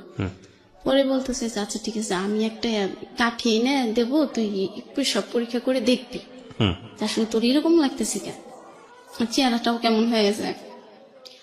পরে আমি বলছি আচ্ছা ঠিক আছে তাহলে তুই আনিস, আমি এটা করবো। পরে এটা করার পরে ওইটা হ্যাঁ আসে। পরে আমার বান্ধবী বলতেছে সর্বনাশ করে ফেলছিস, এখন কি করবি?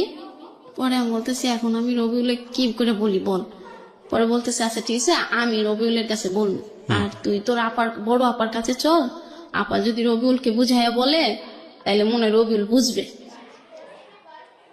পরে আমি রবিউলের কাছে যাই, রবিউলকে বুঝাই যে রবিউল দেখো আমার না এরকম এরকম লাগে। পরে বলতেছে যে তুমি কি মানে একটা বকা দিয়ে বলতেছে যে এইসব পেশা করার জন্য ফোন দাও।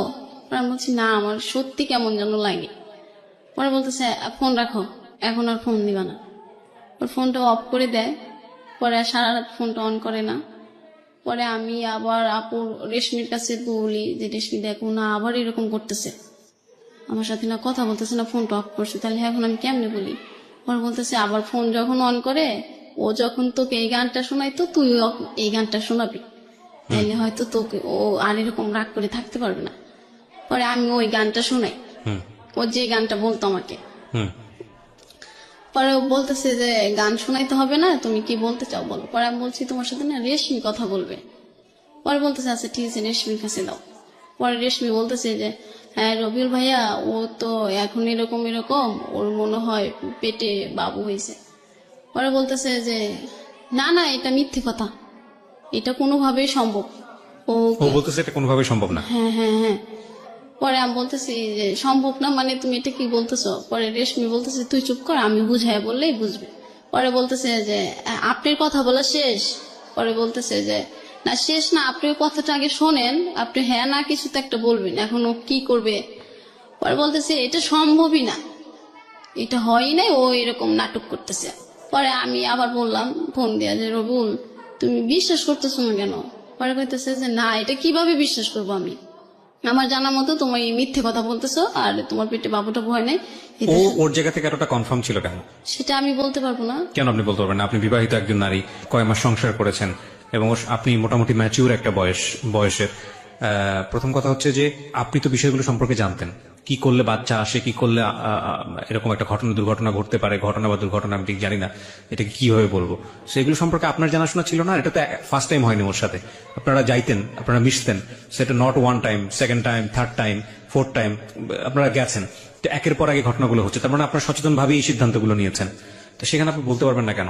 মানে আপনারা কিভাবে মিলেছেন যেটার মধ্যে ও কনফার্ম ছিল যে না, বাচ্চা আসার সম্ভাবনাই নাই, আর আপনি বলতেছেন যে না, আমি জানি না কিছু। মানে বিষয়টা আমি ও বুঝলাম না। ও এটার জন্য না বলতো যাতে আমি ওকে বিয়ের প্রেশারটা না দিই। সেটা তো অন্য হিসাব, কিন্তু এগুলোর সাথে তো আসলে বাচ্চা হওয়া না হওয়ার কোনো সম্পর্ক নাই।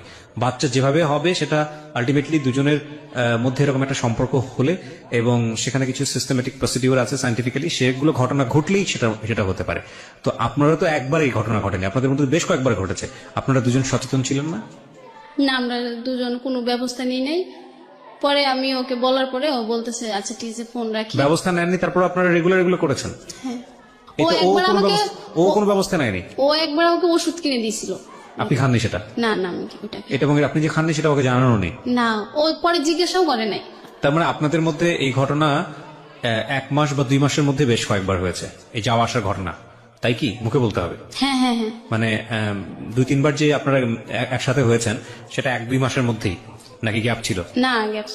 1-2 মাসের মধ্যেই। তারপরে তো ও বলতেছে যে এখন আমি রাখি, এইসব কথা শোনার জন্য ফোন তো রিসিভ। ও কেন বলতেছে যে এটা সম্ভবই না? আমি তো বুঝলাম না, এটা তো সম্ভব। এটা কি ওর জানাশোনা ছিল না? ও এটা বলতো, ও বলতেছে যে 2 মাসে 3 মাসে তুমি কিভাবে বুঝলা? আচ্ছা, ও বলছে 2 মাসে তুমি কিভাবে বুঝলা? হ্যাঁ, 2 মাসে তো বোঝা যায় না, 3 মাসে তো বোঝা যায় না। পরে আমি বলতেছি যে বোঝা যায় না, আমি তো এটা ডক্টরের থেকে এই এনে পরীক্ষা করছি, এটা হ্যাঁ হয়েছে, তুমি বিশ্বাস করো। আর এখন এই যে আমাকে আমার ফ্রেন্ড নিয়ে যাচ্ছে আপুর কাছে, ওইখানে আপুর সাথে তোমাকে কথা বলা দেবো, তা আপু যেটা বলে তুমি একটু হ্যাঁ বলো।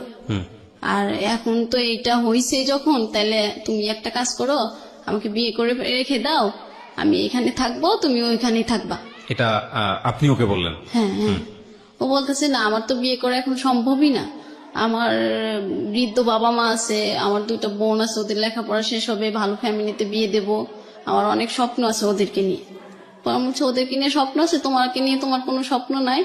পরে বলতেছে যে আমার স্বপ্নটা পরে আমি বলছি ঠিক আছে, তাইলে তোমার যখন ওদেরকে নিয়ে স্বপ্ন, আমি ওদেরকে বিয়ে দিয়ে দেবো, কিন্তু তুমি এখন আমাকে বিয়ে করো প্লিজ।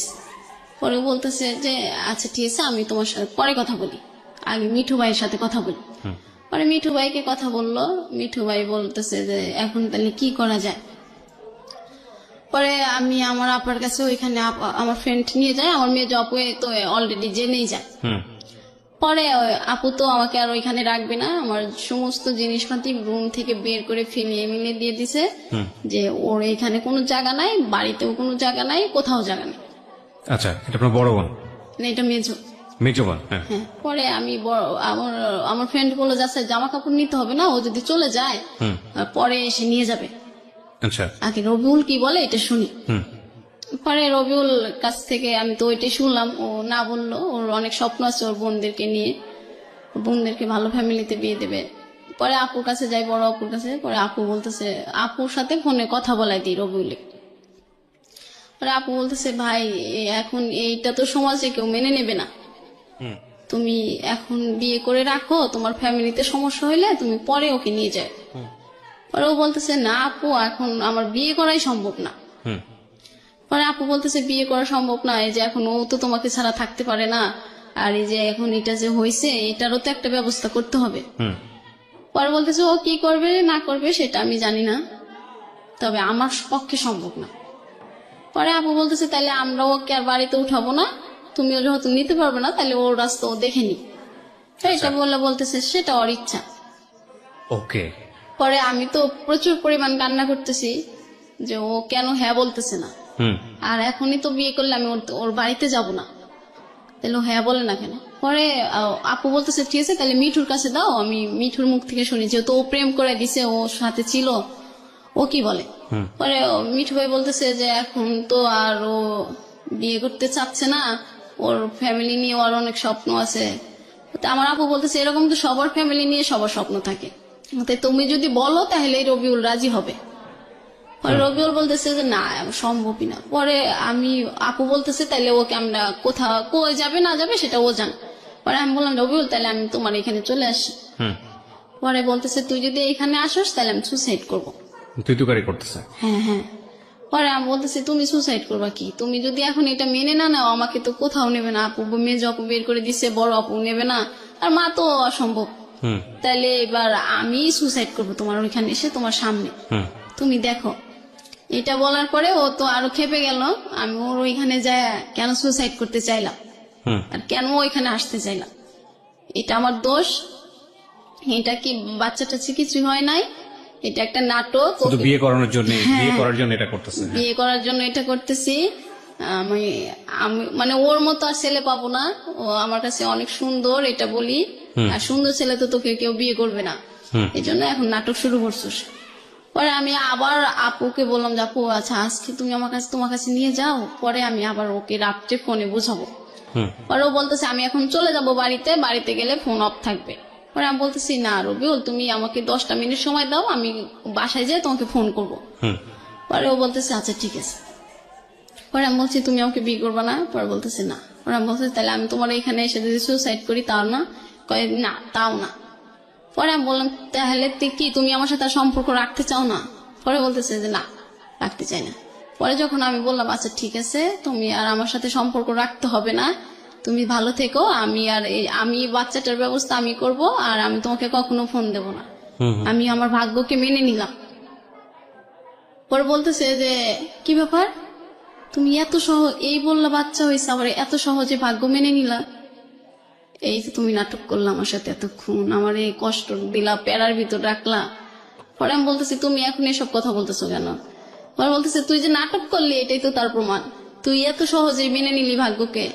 পরে আমি বললাম যে দেখো আমি ওইখানে গেলে তুমি সুসাইড করবা, আবার আমি সুসাইড করতে চাইলেও তুমি বিয়ে করতে পারবা না, তাইলে এখন আমি আমার ভাগ্যকে মেনে না নিয়ে কি করবো বলো?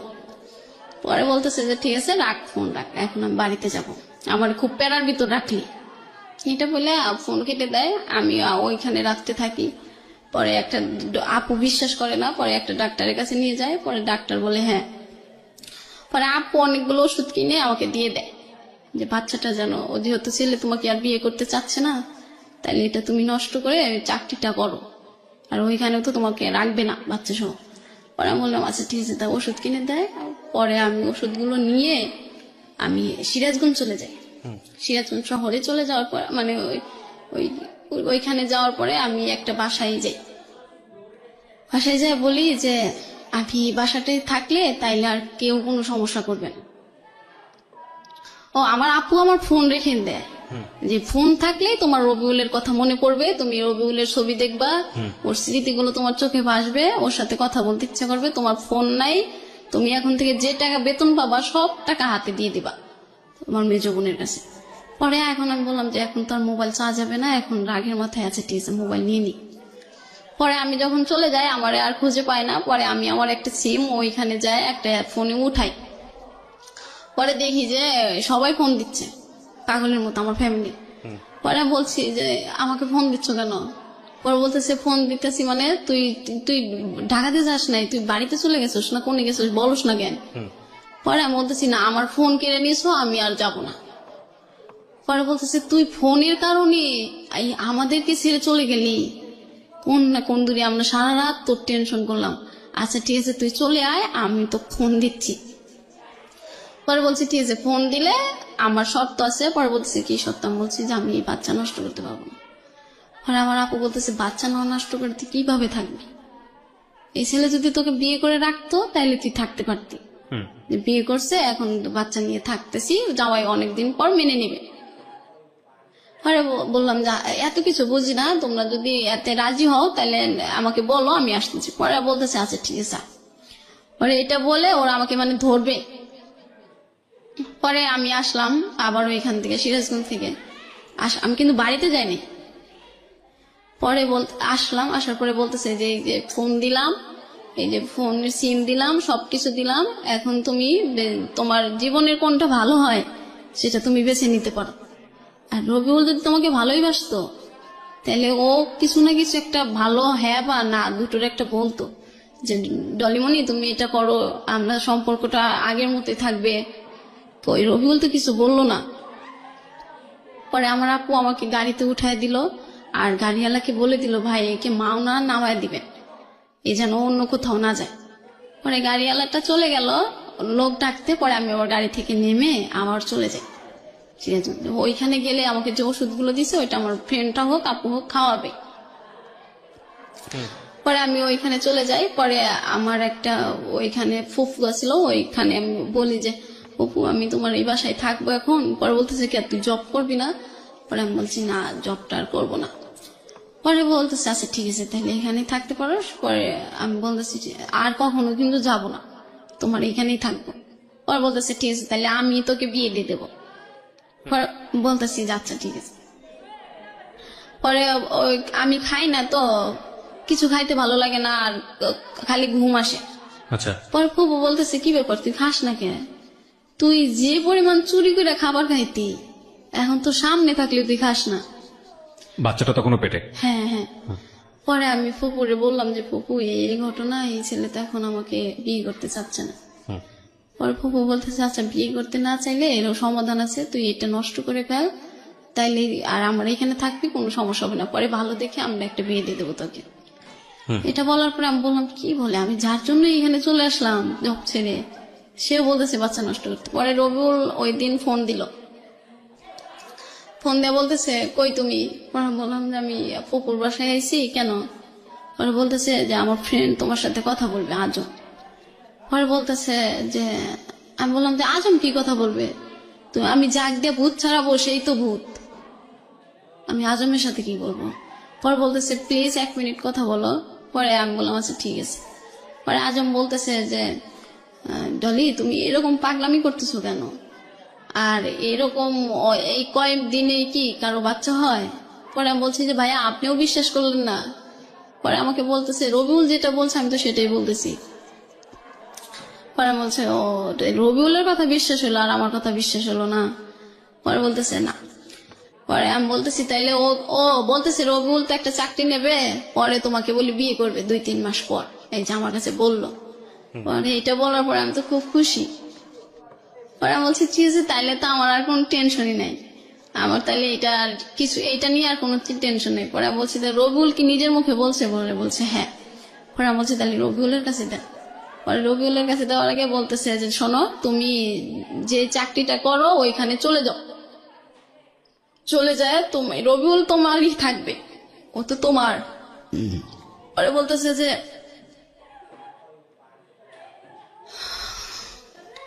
ও শুধু তোমাকে ভালোবাসে। পরে আমি আবার ওর কথা বিশ্বাস করে আবার আমি ওইখানে চলে আসি। ঢাকাতে আসার পরে পরে আমি ওকে বললাম যে হ্যাঁ রবিউল আমি তো চলে আসি। পরে বলতেছে ঠিক আছে তুমি ঠিক মতো চাকরি করবা, ঠিক মতো অফিস করবা, ঠিক মতো খাবার খাবা, ঠিক মতো গোসল করবা। পরে আমি বলছি যে হ্যাঁ এখন তো আমার সবকিছু ঠিক মতোই করতে হবে, নাহলে তো তোমার বাবুটা ঠিক মতো হবে না। এটা আপনি বললেন? পরে বলতেছে এর জন্যই তোমার সাথে আমার কথা বলতে ইচ্ছা করে না, তুমি কথায় কথায় মিথ্যে কথা বলো, নাটক করো, অভিনয় করো। পরে আমি বললাম যে বিশ্বাস করো আমি কোনো নাটক করতেছি না, তুমি কেন বিশ্বাস করো না? এইসব এইসব কথা বললে আমার তোমার সাথে কথা বলতে ইচ্ছা করে না। পরে আমি বলছি কথা বলতে ইচ্ছা না করলেও সত্যটা তো আমার বলতে হবে। পরে বলছে যে না এটা যদি থাকে তাহলে আমি আর তোমার সাথে কোনো কথাই বলবো না, এই কথা থাকলে। পরে আমার আপু ওরকম রবিউল আর ফোন দেয় না, আমি ফোন দিলেও রিসিভ করে না, ফোন বন্ধ থাকে। পরে আমার মেজো আপু বললো যে দেখো আমরা প্রত্যেকটা মানুষের ভাগ্যেই একটা সৃষ্টিকর্তা নির্দিষ্ট ভালোবাসা রেখে দেয়, আমার ওটা নিয়ে আমাদের খুশি থাকতে হয়। আর তুমি রবিউলের যে ভালোবাসাটা পাইছো ওটা নিয়ে খুশি থাকো, এর চেয়ে বেশি ভালোবাসা পাওয়া যায় না জোর করে। পরে আমি বললাম না আপু তুমি এটা কি বলো, ও তো আমাকে অনেক ভালোবাসে, ওর মতো ভালো মানুষই হয় না। পরে বলতেছে ও যদি তোমাকে অনেক ভালোবাসতো তাহলে এই সময়টা তোমার পাশে থাকতো। পরে আমি বলছি যে না ও হয়তো কোনো সমস্যা এই জন্য আমার কাছে থাকতেছে না। পরে আমার আপু একটা কথা বলছিল যে আমরা আমাদের ভালোবাসাটা সবসময় ঠিক হয়, আমরা শুধু ভুল মানুষকে কিছু সময় ভালোবেসে ফেলি। এটা বলার পরে আমি প্রচুর পরিমাণ কান্না করি।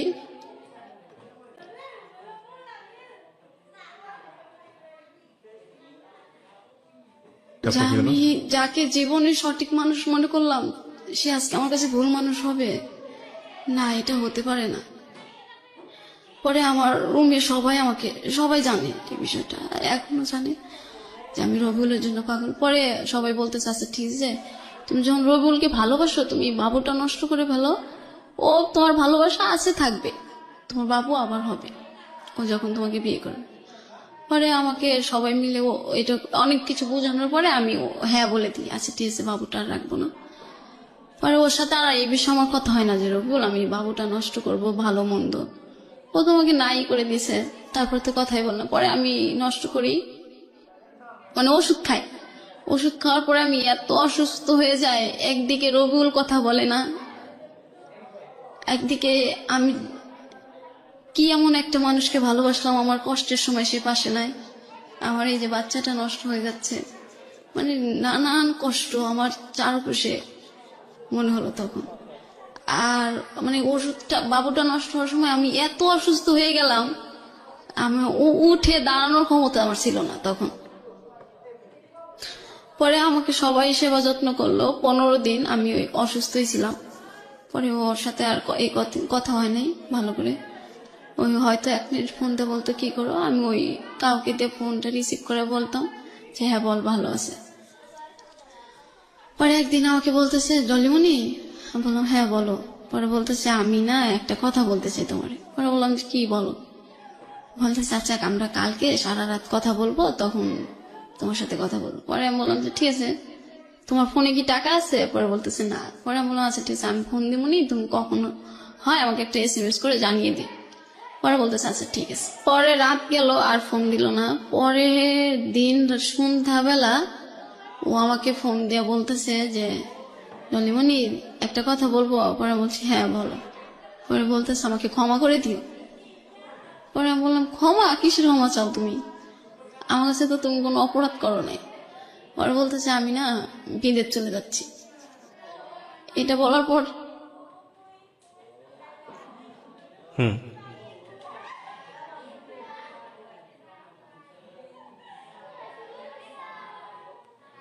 এটা বলার পরে আমি এত পরিমাণ চিৎকার করি, মানে আমার ফ্লোরের সবাই, উপরতলার লোকও চলে আসে, নিচতলার লোকও চলে আসে যে কি হয়েছে। ওরা সবাই ভাবছিল যে কেউ মারা গেছে। আমি এ পরিমাণ কান্না করি। পরে আমি বলি যে রবিউল প্লিজ আমাকে ছেড়ে যেও না। পরে বলতেছি না আমি তো, তুমি এখন যদি আমাকে 1000 বার বলো তাও আমি এখন আর থাকতে পারবো না, আমার চলে যেতে হবে। পরে আমি বলছি যে তুমি যাচ্ছ আমাকে এটা বলো না কেন? এটা যদি আমি বলতাম তাহলে তুমি এয়ারপোর্ট চলে আসতা, আর এয়ারপোর্টে এসে একটা চিনকেট করতে, এটা আমি চাই না। পরে বলছি না আমার বিশ্বাস হচ্ছে না, তুমি আমার সাথে মজা করছো। পরে বলতেছে ঠিক আছে তাহলে তুমি আমার ইমোতে ফোন দিয়ে দেখো। পরে আমি ফোন দিয়ে দেখলাম ও সত্যি সত্যি এয়ারপোর্টে। এটা দেখার পরে তো আমি আবার প্রচুর পরিমাণ কান্না করি। কান্না করে বলতেছি যে রবিউল তুমি প্লিজ যেও না, এখনো তুমি চলে এসো, প্লিজ আমাকে ছেড়ে যেও না। আর তোমাকে আমি দেশেই রাখবো, ভালো রাখবো, তোমার 2 বোনকে আমি বিয়ে দিয়ে দেবো। ও বলতেছে না এখন আমি ফোনের লাইন কাটবো, আজ থেকে আর কখনো আমার সাথে যোগাযোগ করার চেষ্টা তো করা দূরের কথা, আমার নামটা নিও না, আর যদি পারো আমাকে ক্ষমা করে দিই। এটা বলছে পয়লার পর ফোন কেটে দিছে। পরে আমি তো ওরকম চিৎকার করতেছি। পরে আমার ফ্রেন্ড হয়েছে, ফ্রেন্ড আসার পরে বলতেছে কি হয়েছে তোর? পরে বলতেছি রবিউল নাকি দেশের বাইরে চলে যাচ্ছে। পরে বলতেছে তোকে বলে নাই আগে? আমি বলছি যে না। পরে বলতেছে যে এয়ারপোর্টে যায় বলছে। পরে আমি বলছি হ্যাঁ। পরে আমি আবার ফোন দিই, ফোন দিয়ে বলতেছি রবিউল তুমি প্লিজ যেও না, এখনো তুমি ওর ভিতরে যাও নাই, তুমি এখনো বাড়িতে চলে যাও। পরে বলতেছে না আর ফোন দিতে নিষেধ করছি, ফোন দিবা না, আমি শুধু সিমটা অন করে রাখছি, আমি মানে ভিতরে ঢোকার আগে বাড়ির সবার সাথে কথা বলবো। পরে এই বলে ফোনটা কেটে দেয়। পরে আমি আবার ওর একটা ফ্রেন্ডের কাছে ফোন দিই যে ও কি সত্যি চলে যাচ্ছে নাকি কাউকে এয়ারপোর্ট থেকে রিসিভ করতে গেছে। পরে বলতেছে না ওরই তো আজকে ফ্লাইট রাত 12টায়। পরে এটা বলার পরে আমি আবার কান্না শুরু করে দিই। পরে আমি আবার রবিউলে ফোন দিতে থাকি, ও আর ফোন ধরে না, ও বিজি, ওয়েটিং ও বাড়ির সবার সাথে কথা বলে। যখন বিমানে উঠবে তখন আমাকে ফোন দিয়ে বলতেছে যে তুমি তোমার মতো করে ভালো থেকো, আর আমার কথা মনে করো না, আর ভালো ছেলে পেলে বিয়ে করে নিও। এটা বলার পরে আমি বললাম যে না, আমি তোমার অপেক্ষায় থাকবো। তুমি 10 বছর পর হোক, 20 বছর পর হোক, যদি কোনো একদিন দেশে আসো তাহলে আমাকে প্লিজ, আমার এই নাম্বারটা তোমার জন্য আমি অনন্তকাল রেখে দেব, যতদিন তুমি বিদেশ থেকে না আসো। আমাকে একবার ফোন দিও, আমি তোমার দেখবে সেদিন আমি তোমার অপেক্ষায় আছি। এটা বলার পরে ও বলতেছে ঠিক আছে, আমি রেখে দিলাম, আর কখনো কথা হবে না।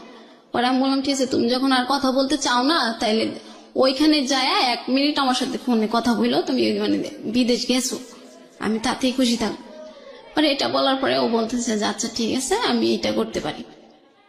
পরে যায়, গেলে পরে আর তো 2-1 দিন ফোন দেয় না আমাকে। আর আমি শুধু ওর ফ্রেন্ডদেরকে ফোন দিয়ে জিজ্ঞাসা করি রবিউল কি তোমাদেরকে ফোন দিছে? পরে বলতেছে না আমি, ও তো আমাদেরকে ফোন দেয় নাই। পরে বললাম ও ফোন দেয় নাই, আমাকেও ফোন দেয় না, তো ওকে একটা তো কিছু জানাবে, ও গেছে কি না, ভালো করে কোথায় আছে না আছে। পরে এটা বলার পরে ও হঠাৎ করে তারপরের দিন ফোন দিচ্ছে, 2 দিন পর ফোন দিয়ে বলতেছে ডলিমণি। পরে আমি এটা শুনেই আমি বুঝতে পারি যে এটা আমার রবিউল। পরে আমি বলছি হ্যাঁ রবিউল বলো, আমি তোমার ফোনের অপেক্ষায় আছি। পরে বলতেছে তুমি বুঝলা কেমনি যেটা আমি? পরে আমি বলতেছি তোমার কণ্ঠ শুনে আমি বুঝতে পারছি এটা তুমি। পরে বলতেছে হ্যাঁ, আমি দেশের কারো কথা এখন মনে করব না, এখন আমি শুধু টাকা চিন্তা করব, আর তুমি পারলে আমাকে ভুলে যেও, আমি ভালোভাবে এসেছি। এটাও বলার পরে আমি আবার অসুস্থ হয়ে যাই।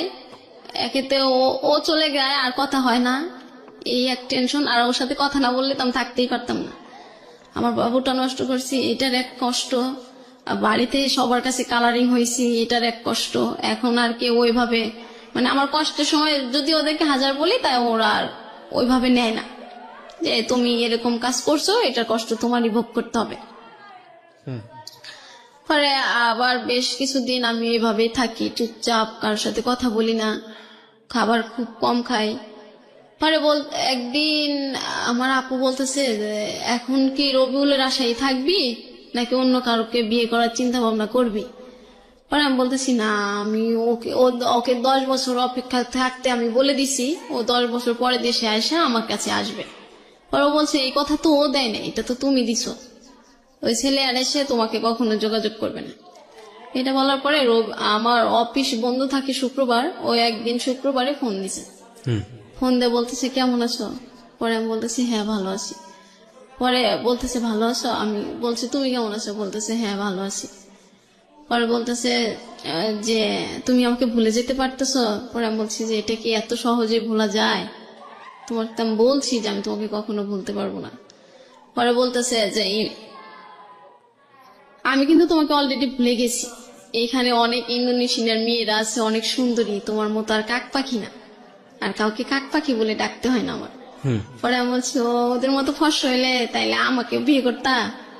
পরে বলতেছে চিন্তা ভাবনা করে দেখা যাইতো। পরে আমি বললাম এই তুমি তো তাইলে এটা আগে বললে আমি ফর্সা হয়ে যেতাম। পরে বলতেছে যে তাইলে তো তুমি আমাকে কখনো বলো নাই যে ফর্সা হওয়ার কোনো সিস্টেম আছে। বাচ্চাটা কোথায় তখন? বাচ্চাটা তো আমি নষ্ট করছি। বাচ্চাটা যে নষ্ট করছেন এটা ও চেয়েছিল নষ্ট করার কথা, মানে আপনি নাকি আপনি নিজের সিদ্ধান্তে এটা করেছেন? ও তো আমাকে মেনে নিচ্ছে না, তখন আমি আমার সিদ্ধান্তই নিইনি। আলটিমেটলি কোনো উপায় নেই। কি করেছিলেন বাচ্চাটা নষ্ট করতে? আমি ফার্মাসি থেকে নিজে নিজেই ওষুধ খেয়েছেন নাকি নিজে নিজেই ডাক্তারের সাথে গিয়েছেন কথা বলতে? না, ডাক্তারের কাছে তো আমার আপুই ওষুধ কিনে দিয়েছিল, আমি ওই ওষুধগুলো খাওয়ার পর তো আমি অসুস্থ হইলাম। রুমে সবাই আমাকে সেবা করতেছে আর শুধু বুঝাইতেছে। ওর সাথে কথাবার্তা বলছেন তারপর? হ্যাঁ, পরে রবিউলের সাথে আমার কথা হইতেছে। পরে বলতেছে যে শোনো, আমার একটা বাইক থাকবে, একটা সুন্দরী বউ থাকবে, তাহলে সে বাইক চালানোর মজাটাই থাকবে, আর তুমি তো কাক, এই জন্য তোমাকে বিয়ে করাটা হয়নি। এবার আমি দেশে যে একটা সুন্দরী মেয়ে বিয়ে করবো। পরে আমি বলছি যে তোমাকে সুন্দরী মেয়ে বিয়ে করাইতেছে, আমি তো তোমার অপেক্ষায় থাকবো, তুমি দেশে এসে দেখবা আমি তোমার অপেক্ষায় আছি। আর বলতেছে তুমি তো বুড়ি হয়ে যাবা, আমি তো তখন তোমাকে বিয়ে করব না। পরে বলতেছে তুমিও তো বুড়া হয়ে যাবা। পরে বলতেছে যে ঠিক আছে, আমার সাথে আর যদি তুমি কথা বলতে চাও তাইলে আমার ফ্রেন্ড হয়ে থাকতে পারো, আমার গার্লফ্রেন্ড হয়ে থাকতে পারবা না। এটা বলার পরে আমি বললাম কেন? আমি তো তোমাকে স্বপ্ন দেখছি তোমার বউ হব, আমি তোমার সাথে বৃদ্ধ হব, তুমি আজকে এই কথা বলতেছো কেন? পরে বলতেছে যে হ্যাঁ, এটাতে যদি রাজি হও তাহলে আমি তোমার সাথে কথা বলবো কন্টিনিউ। পরে আমি বললাম যে না, আমি এটাতে কোনোভাবেই রাজি হতে পারবো না, কারণ আমি তুমি তখন অন্য একজনকে বিয়ে করবা, আমি তো এটা মেনে নিতে পারবো না। পরে বলতেছে আচ্ছা ঠিক আছে তাহলে রাখি। পরে এটা বলার পরে ওর ওই দেশের নাম্বার আমি পেয়ে যাই। পরে আমি তো সবসময় ওকে ফোন দিতেই থাকি। ফোন দিলেও হয়তো 100 বার ফোন দিলে একবার রিসিভ করে বলে কি ব্যাপার তুমি ফোন দিচ্ছ কেন, কিছু বলার আছে তোমার? পরে যদি আমি বলতাম হ্যাঁ আমার বলার আছে। আরেকবার যদি বলতেন ও কিসের পারমিশন চাচ্ছিল আপনার কাছ থেকে? আরেকটা মেয়ে বিয়ে করবো এখানে, আপনি মানতে পারবেন নাকি? কি মানতে পারবেন না? ও বলতেছে যে তুমি যদি আমার সাথে ফ্রেন্ড হয়ে থাকতে পারো তাহলে। ও আচ্ছা, মানে আলটিমেটলি ও চাচ্ছে যে না, এখন আর কোনো প্রেমের সম্পর্ক না, তুমি ওর সাথে বন্ধুর মতো থাকো। হ্যাঁ, কিন্তু আমি তো ওকে নিয়ে স্বপ্ন দেখছি অন্যটা। এখন আমার বন্ধু মানে আমার ভালোবাসার মানুষের বউ হবে অন্য একজন, এটা তো আমি দেখতে পারবো না। পরে বলতেছে এই শর্তে রাজি না হইলে তাইলে থাক, কথা বলার দরকার নেই। আচ্ছা, পরে এইগুলো ও ফোন কেটে দেয়। আমি তো ওর ওইখানকার নাম্বার পাই। পরে পাওয়ার পরে আমি তো ফোন দিতেই থাকি। ফোন দিলে ও রিসিভ করে না, রিসিভ করলে বলে যে এখন আমি অনেক ব্যস্ত আছি, সারাদিন ডিউটি করছি, এখন ঘুমাবো, এটা করবো সেটা করবো, মানে অনেক নয়ছয় কথা। পরে একদিন ও আমাকে ফোন দিয়ে বলতেছে ডলিমণি একটা কথা বলবো? পরে আমি বলছি হ্যাঁ বলো। বলতেছে আজকে তুমি একদম সত্যি কথা বলবা। পরে আমি বলছি হ্যাঁ। পরে বলতেছে তুমি আমার সাথে এই নাটকটা না করলেই পারতা। পরে বলছি কোন নাটকটা? কয় হ্যাঁ তুমি ভেবে দেখো, আমি দেশ ছাড়ছি তোমার অনেক কষ্ট নিয়ে। আমি বলছি কোন কথা বলতেছো তুমি? পরে বলতেছে যে তুমি যে এটা বলছিলা বাচ্চা হয়েছে আমাকে বিয়ে করো, আমি তো এটা এখনো মেনে নিতে পারি না যে তুমি আমার সাথে এত বড় প্রতারণা করছো। পরে বলছি কোনটা আমি প্রতারণা করলাম? পরে বলে তুমি আমার সাথে মিথ্যে বললা কেন? এই 2-3 মাসে বাবু হয়, আমি তো এটা জানি না। পরে আমি বলছি তুমি তাইলে একটা কাজ করো, দাদার কাছে জিগে, মিঠু ভাইকে জিগেলে মিঠু ভাই বলবে, যেহেতু মিঠু ভাইয়ের বউ আছে তাইলে তুমি ক্লিয়ার হতে পারবা আসলে আমি মিথ্যে বলছি না সত্যি বলছি। পরে বলতেছে 3 মাসে বাবু তুমি এটা বুঝতে পারো কেমনে? পরে আমি বলছি যে এটা বোঝা যায়, তুমি আমাকে বিশ্বাস না করলে তুমি দাদাকে। পরে বলতেছে ঠিক আছে তাহলে তুমি তোমার বাবার কসম দিয়ে বলতে পারবা? পরে আমি বলছি হ্যাঁ আমার মৃত বাবার কসম, এটা আমি সত্যি বলতেছি, এখনো বলি, আগেও বলি, পরেও বলবো। পরে বলতেছে আচ্ছা ঠিক আছে তাই রাখি। রাখি বলতে বলতে ও আবার একদিন ফোন দেয়। ফোন দিয়ে বলতেছে যে আচ্ছা তুমি আমার জন্য কতদিন অপেক্ষা করতে পারবা? পরে আমি বলছি তুমি যতদিন সুমাইয়া মাসুমা ওদেরকে বিয়ে দিবা, বাড়িতে সুন্দর করে একটা ঘর দিবা, আমি আর তুমি থাকবো, আর একটা ঘর দিবা, মা বাবা থাকবে, ততদিন মানে যতদিন তোমার নিজের পায়ে না দাঁড়ানো হয় ততদিন পর্যন্ত তুমি দেশের বাইরে থাকো, আমি এখানেই থাকবো, তারপরে আমরা দুজন আবার সুখে সংসার করব। পরে বলতেছে যে তাইলে আমি 10 লাখ টাকা গুছাই আর তুমি 10 লাখ গুছাও। পরে আমি বলছি ঠিক আছে, আমি তো এখানে 10 বছর চাকরি করি, তুমি বিদেশ থাকো 10 বছর, তাহলে আমাকে এখান থেকে তো 5 লাখ টাকা এমনি দেবে। পরে বলতেছে আচ্ছা ঠিক আছে। এটা বলার পরে আবার একদিন আবার অনেক কয়দিন কথা হয় না। কথা না হইলে আমি তো ফোন দিতে থাকি, দেখে ও আমাকে ব্লক করে দেয়। ইমোতে ব্লক করে দেওয়ার পরে আমি আর ওকে খুঁজে পাই না, আমি তো পাগল হয়ে গেলাম।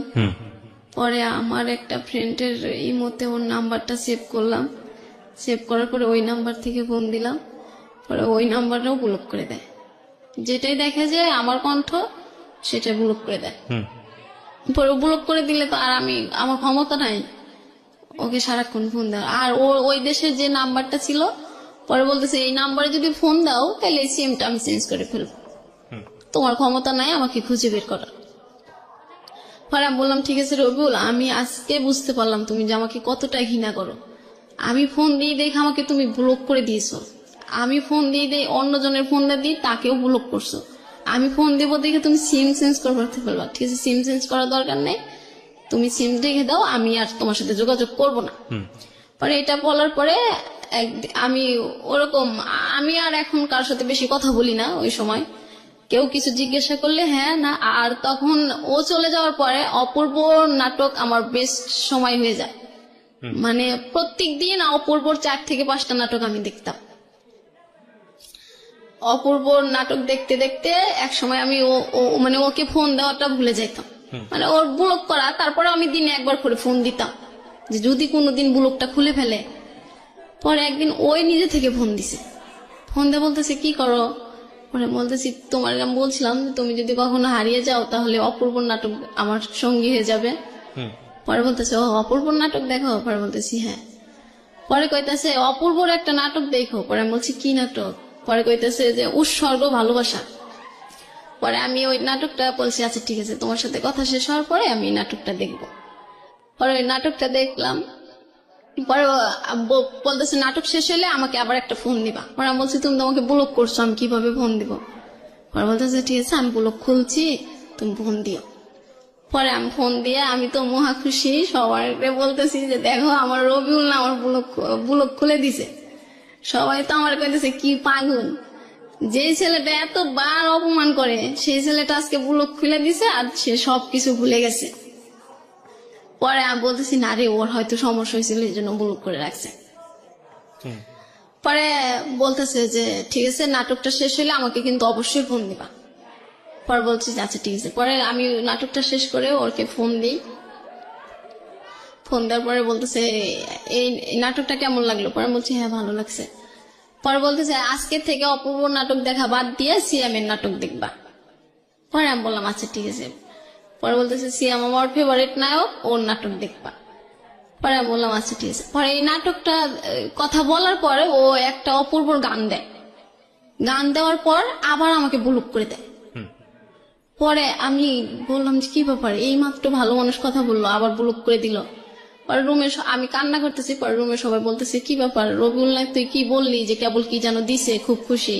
পরে আমি বলছি অপূর্বর একটা গান দিছে।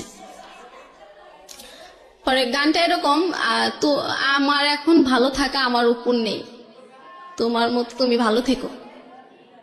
পরে এই গানটা শোনার পর রুমে সবাই বলতেছে এবার তুই নিজে থেকে ওকে ব্লক করে দে মন থেকে। আচ্ছা। পরে আমি বললাম না আমি ওকে মন থেকে কখনো ব্লক করতে পারবো না। পরে এভাবে কান্নাকাটি করার পর রুমে সবাই বিরক্ত হয়ে যায় মানে আমার প্রতি। এই একটা ছেলেকে নিয়ে সারাক্ষণ, যে ছেলে তোমাকে চায় না সেই ছেলে তোমাকে পাত্তাই দেয় না, তাও কেন তুমি সেই নতুন করে জীবনটা শুরু করো। আমিও চেষ্টা করতাম যে আচ্ছা রবিউলকে ভুলে থাকি, কিন্তু আমি কিছুতেই পারতাম না ভুলে থাকতে। পরে এরকম করতে করতে আমি ও বলতো যে নামাজটা ঠিক মতো পড়ো। পরে আমি একদিন নামাজ পড়ে মানে বলতেছি যে হে আল্লাহ তুমি কি আমাকে রবিউলের সাথে আর কখনো মিলে দেবে না আগের মতো। এরকম করতে করতে রুমে মনে হয় ওই দিন সারা রাত চলে গেছে, আমি ওইভাবেই আছি একই অবস্থায়। পরে একদিন আমার ফোনটা আমি আর কাছে রাখি না, যেহেতু আমার রবিউলই নাই আমার ফোনের আর দরকার নেই। পরে ফোনটা আমি দিয়ে দিই একটা মেয়ের কাছে। ও বলতেছে ঠিক আছে ফোনটা আজকে একটু আমার কাছে দাও, আমার ফোনে চার্জ নাই, তোমার ফোনে সিম ভরে রাখবো, তোমার ফোনে তো 2টা ফোন সিম ভরা যায়। পরে দেখি যে বিদেশ থেকে ফোন আইছে। ওই মেয়ে আর রিসিভ করে নাই, আমার ফোন ও রিসিভ করবে কি না কি বলবে। পরে আমাকে বলতেছে কালকে রাত্রে না তোমাকে একটা ছেলে ফোন দিছিল বারবার, তো ধরি না। বলছি ভালো হয়েছে, ছেলে মানুষের কথা আর বইলো না, ধরো নাই, ভালো করছে। পরে আমি লুডো খেলতেছি মনে হয় আমার ফ্রেন্ডদের সাথে, আর আমি সবসময় লুডো খেলতাম টাকা দিয়ে, আমি কখনো হারতাম না। আচ্ছা, আমি শুধু একবার একটা ভালো অভ্যাস না, যাই হোক। হ্যাঁ বলেন। হ্যাঁ। পরে দেখি আমার ফোনটা বাজতেছে। পরে আমাকে আমার রুমমেট বলতেছে জলেবু তোমার ফোন বাজে, যাও ফোনটা রিসিভ করো, নাইলে তোমার মনটা খেলার ভিতর থাকবে না। পরে আমি বলছি না রে, যার ফোনের অপেক্ষায় থাকি সেই ফোন দেয় না, আর ঘোড়ার ফোন বেজে কি হবে। পরে মেয়ে বলতেছে ঠিক আছে আমি ধইরা যদি কোনো অপরিচিত ছেলে হয় তাইলে কিন্তু আমি প্রেম করা শুরু করবো। পরে বলছে ঠিক আছে যা। পরে ও ফোন ধরছে। পরে রবিউল বলতেছে যে আমি রবিউল, এখানে কি ডলিমনি আছে। পরে ওরা বলতেছে আল্লাহ জলেবু তোমার ফোন রবিউল। পরে আমি তো ফোনটা রিসিভ করে মানে কি বলবো ওকে, মহা খুশি। পরে বলতেছি রবিউল তুমি এতদিন পর আমাকে ফোন দিলা। পরে বলতেছে হ্যাঁ, মাঝে মাঝে মনে পড়লে ফোন দেবো, আমি বলছি না, যখন আমার কথা বলতে ইচ্ছা করবে তখন কথা বলবো। আমি তো তোমাকে না করি নাই কথা বলতে। পরে আমি বলছি আচ্ছা রবিউল, তোমার ইচ্ছা করলে তুমি কথা বলবা, আর আমার যখন ইচ্ছে করে তখন আমি তোমার ফোনে ফোন দিলে ওই যে আমার ব্লগটা এটা দেখতে হয়, তাহলে কেমন না বলো? পরে বলতেছে এই জন্য তো তোমার সাথে আমি কথা বলি না, আমি যখন কথা বলবো তখন কথা বলবা, এর বেশি কথা বলবা না। পরে আমি বলছি আচ্ছা ঠিক আছে কথা বলো। পরে বলতেছে যে আমি তো তোমার ওইটাতে ব্লক করে দিয়েছি, এখন আমি নতুনই খুলছি ইমো, তাইলে তোমার ইমো নাম্বারটা আমাকে দাও, আমি তো তোমার ইমো নাম্বারটা পাচ্ছি না। পরে আমি আমার সাথে সাথে আমার ইমো নাম্বারটা দিয়ে দিই। পরে ও আর ওই দিন ফোন দেয় না, পরের দিন ফোন দিছে।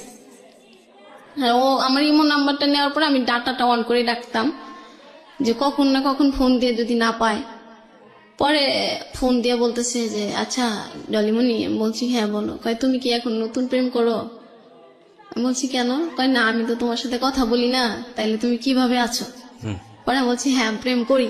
কয় কার সাথে? আমি কই তোমার ফ্রেন্ডের সাথে। কয় আমার তো কোনো ফ্রেন্ড তোমার সাথে প্রেম করবে না। পরে আমি বললাম কেন? কয় সবাই জানে তোমার সাথে আমার কি কি হয়েছে, আর ওরা কি জেনে শুনে তোমার সাথে প্রেম করবে? পরে বললাম যে তাইলে তো তুমি জানোই আমি আর তোমাকে ছাড়া কাউকে ভালোবাসবো না। পরে বলতেছে যে তুমি আমাকে এখনো ভুলতে পারো না, আমি তো বলছি তোমাকে আমি বিয়ে করব না, তাহলে তুমি ভুলে যাও না কেন? নতুন একটা বিয়ে করো, নতুন বিয়ে করো, আমি তোমাকে অনেক গিফট পাঠাবো, তোমার বাচ্চার জন্য অগ্রিম গিফট পাঠাবো। পরে বলতেছে আচ্ছা আমি যদি গিফট হিসাবে একটা জিনিস চাই দিবা?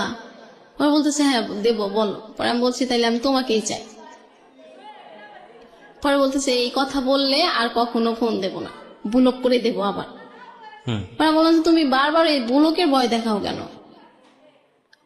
পরে বলতেছে তুমি আমাকে চাও কেন? আমাকে চাও না তাইলে তো আর তোমার সাথে আমি এরকম করি না, তুমি আমার বন্ধু হয়ে থাকো।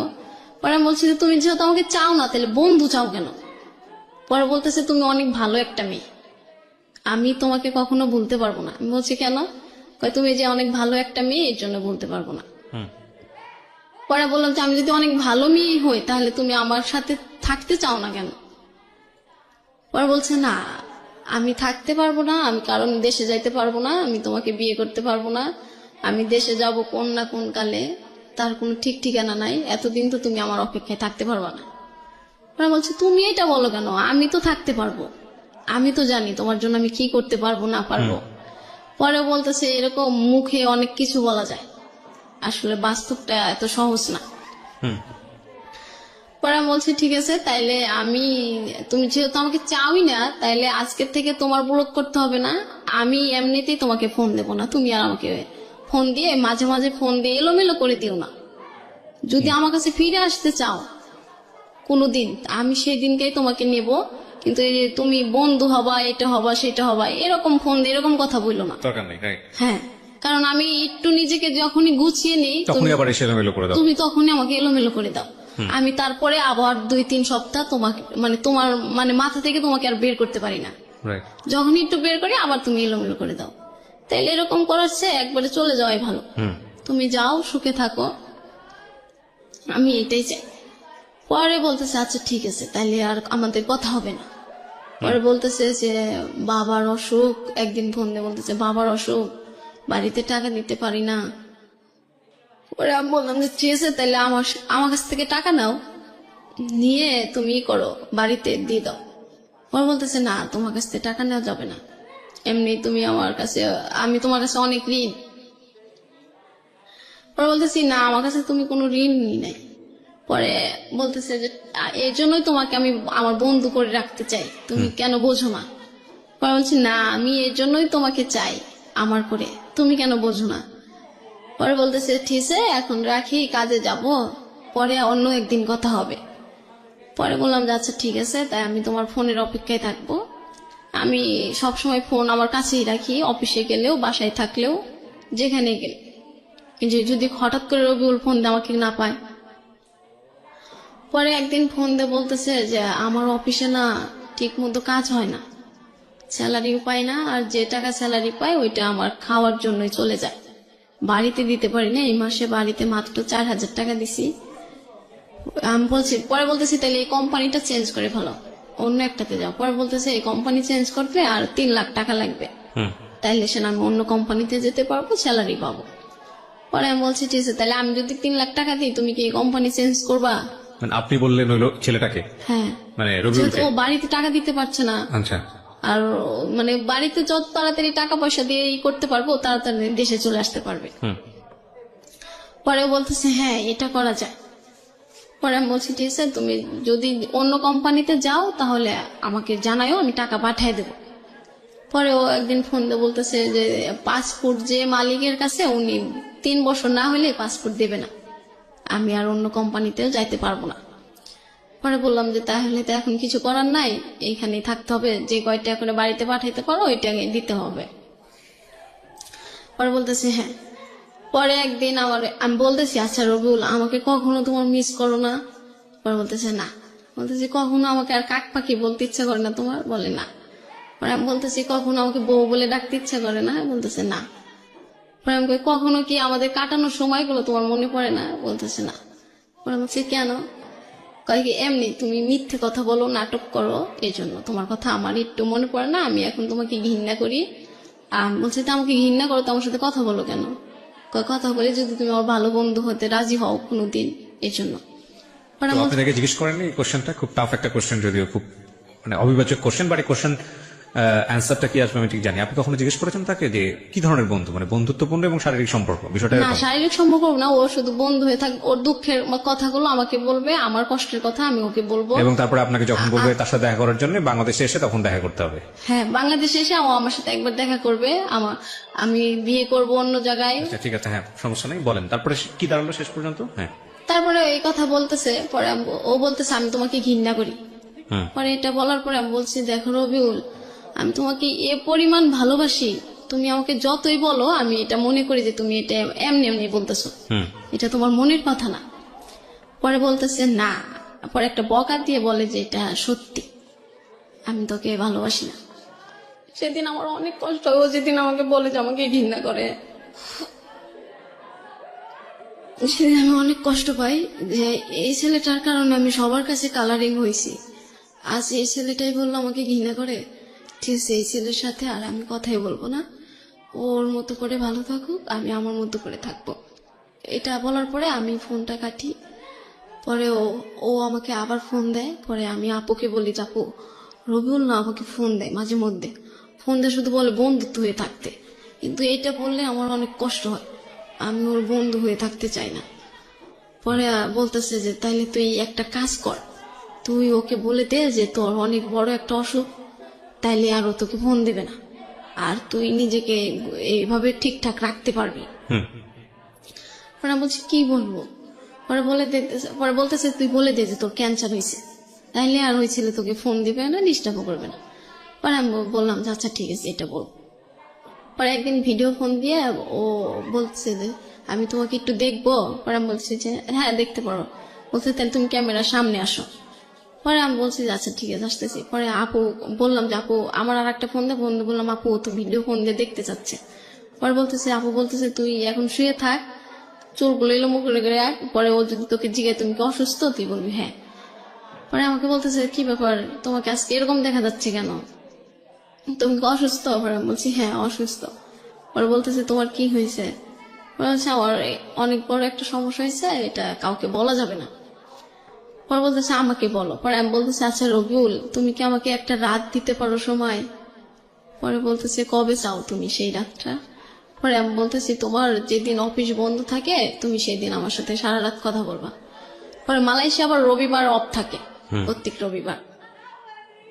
পরে আমি বলছি যে তাইলে তুমি একটা রবিবারে আমার সাথে কথা বলবা সারা রাত। পরে বলতেছে আচ্ছা ঠিক আছে। পরে কথা বলতেছে ওই দিনকার রাত্রে 10টা বাজে আমি খাবার টাবার খাওয়ার রেডি কম সবকিছু ওকে টোকি করার পর আমি রুমমেটকে বলে দিলাম যে আমি এখন সারা রাত কথা বলবো, আমাকে কোনোভাবে তোমরা কেউ বাইরে থেকে কোনো সাউন্ড করবা না। পরে বলতেছে কার সাথে কথা বলবা? পরে আমি বলছি রবিউলের সাথে। পরে বলতেছে আচ্ছা ঠিক আছে তা কথা বলো, আর বেশি আবার কান্নাকাটি করো না, তুমি তো রবিউলের সাথে কথা বললে কান্নাকাটি শুরু করে দাও। পরে বলছি ঠিক আছে আজকে আর কান্না করবো না রে। পরে বলতেছে যে হ্যাঁ ডলিমানি বলো কি বলতে চাও। পরে আমি বলছি যে রবিউল আমার না অনেক বড় একটা অসুস্থ। পরে বলতেছে কি হয়েছে? পরে আমি বলছি আমার না ক্যান্সার হয়েছে। মিথ্যা কথা। হ্যাঁ, ও যে তার ফোন না দিয়ে মাঝে মধ্যে আমাকে এলোমেলো না করে দেয়। পরে বলতেছে যে তাইলে তুমি ডাক্তার দেখাও নাই? পরে বলছে যে, আমি বলতেছি হ্যাঁ, এখন আমি দুবাইয়ে যাব, ওইখানে যা চিকিৎসা হবো। আপু বলে দিছে, ও জানে যে আমার দুবাই যাওয়ার ক্ষমতা আছে, ওরকম টাকা পয়সা আছে, আমি ইচ্ছে করলে সব জায়গায় যেতে পারবো, আর এটা বললে ও বিশ্বাস করবে। পরে বলতেছে তাহলে দুবাই যায় ডাক্তার দেখায় সুস্থ হও, আর এটা বেশি সমস্যা নাই, আমাদের এলাকার একটা এরকম হয়েছিল ক্যান্সার, উনি এখনো বেঁচে আছে। বোকা মেয়ে, তুমি কান্না করো কেন? আমি তো কান্না করতেছি, ওর সাথে আমার শেষ কথা, কিন্তু ও তো বুঝতে পারতেছে না। পরে বলতেছি যে না, আমার কেন যেন কান্না আসতেছে, যদি দুবাই যাওয়ার পরে আর আসতে না পারি এই জন্য। পরে বলতেছে আর না, কিছু হবে না, তাইলে তুমি যাও। পরে ও বলতেছে যে আমারও একটা শেষ কথা আছে, বলবো? পরে আমি বলছি হ্যাঁ, তুমি বলতে পারো তোমার শেষ কথা। পরে বলতেছে যে কি, তুমি আমাকে আজকের পর থেকে আর কখনো ফোন দিবা না, ও আমাকে বলতেছে। পরে আমি বলছি ঠিক আছে। আর পরে বলতেছে আমি তোকে এতটাই ঘৃণা করি যে একটা পতিতালার বেশ্যাকে আমি যে সম্মান দিই, আমি তোকে সেই সম্মানটা দিই না। পরে আমার এটা বলার পরে আমি তো অনেক কান্না করি যে আমি তো তোমার সাথেই শুধু খারাপ কাজ করছি, তাইলে তুমি আমি যদি খারাপ হই তাইলে তো আমার সাথে তুমিও খারাপ, তাইলে তুমি একটা বেশ্যাকে বিশ্বাস করো, আমাকে বিশ্বাস করো না কেন? পরে বলতেছে যে তুমি শুধু নাটক করো, এটা বলতেছে। পরে আমি বলছি রবিউল বিশ্বাস করো, আমি আমাকে নাটক করে এটা বলে কেন? আমি ওই যে বাসাটায় কাজ করতে গেছিলাম, ওইটা ওর বিশ্বাস হয় নাই যে এই মেয়ে করবে কাজ অন্যর বাসায়। আর নাটক হচ্ছে যে আমি বলছিলাম যে বাড়ি থেকে আমাকে কেউ মেনে নেবে না, বাড়িতে উঠাবে না, এটাকে নাটক বলে। আর ওই যে ওকে যে বলছিলাম যে ঠিক আছে তুমি যখন আমাকে মেনে নিচ্ছ না, তাইলে ঠিক আছে তুমি তোমার মতো থাকো, আমার জীবনের ডিসিশন আমি নিজেই নিব। ও এই তিনটা জিনিস বিশ্বাস করতে পারে না, এই জন্য ও আমাকে এখনো বলে আমি ওর সাথে নাটক করি। পরে এটা বলার পরে ও যখন এটা বলতেছে, পরে আমি বলছি যে আর কিছু বলবা? পরে বলতেছে হ্যাঁ, তুমি আর কখনো আমার নাম। তারপরে কি হলো? ও তারপরে এসব ফোনটা কেটে দিলেন, রেখে দিলেন? না, ফোন রাখে নাই। পরে আমি বলতেছি যে রবিউল, আমি যতদিন বেঁচে থাকবো ততদিন তোমাকে ভালোবেসেই থাকবো, আর তুমি আমাকে যতই ঘৃণা করো আমি তোমার অপেক্ষায় থাকবো। তুমি এসে আমার সাথে যোগাযোগ করো আর না করো সেটা ব্যক্তিগত তোমার ব্যাপার, কিন্তু সৃষ্টিকর্তা জানবে আমি তোমার জন্যই আছি। আর তুমি এই যুগে আমার না হলে আমি পরকালে যেন তোমাকে পাই, তুমি আমার ওই কালে হয়ে, আমার শুধু তোমার কাছে এতটুকুই অনুরোধ।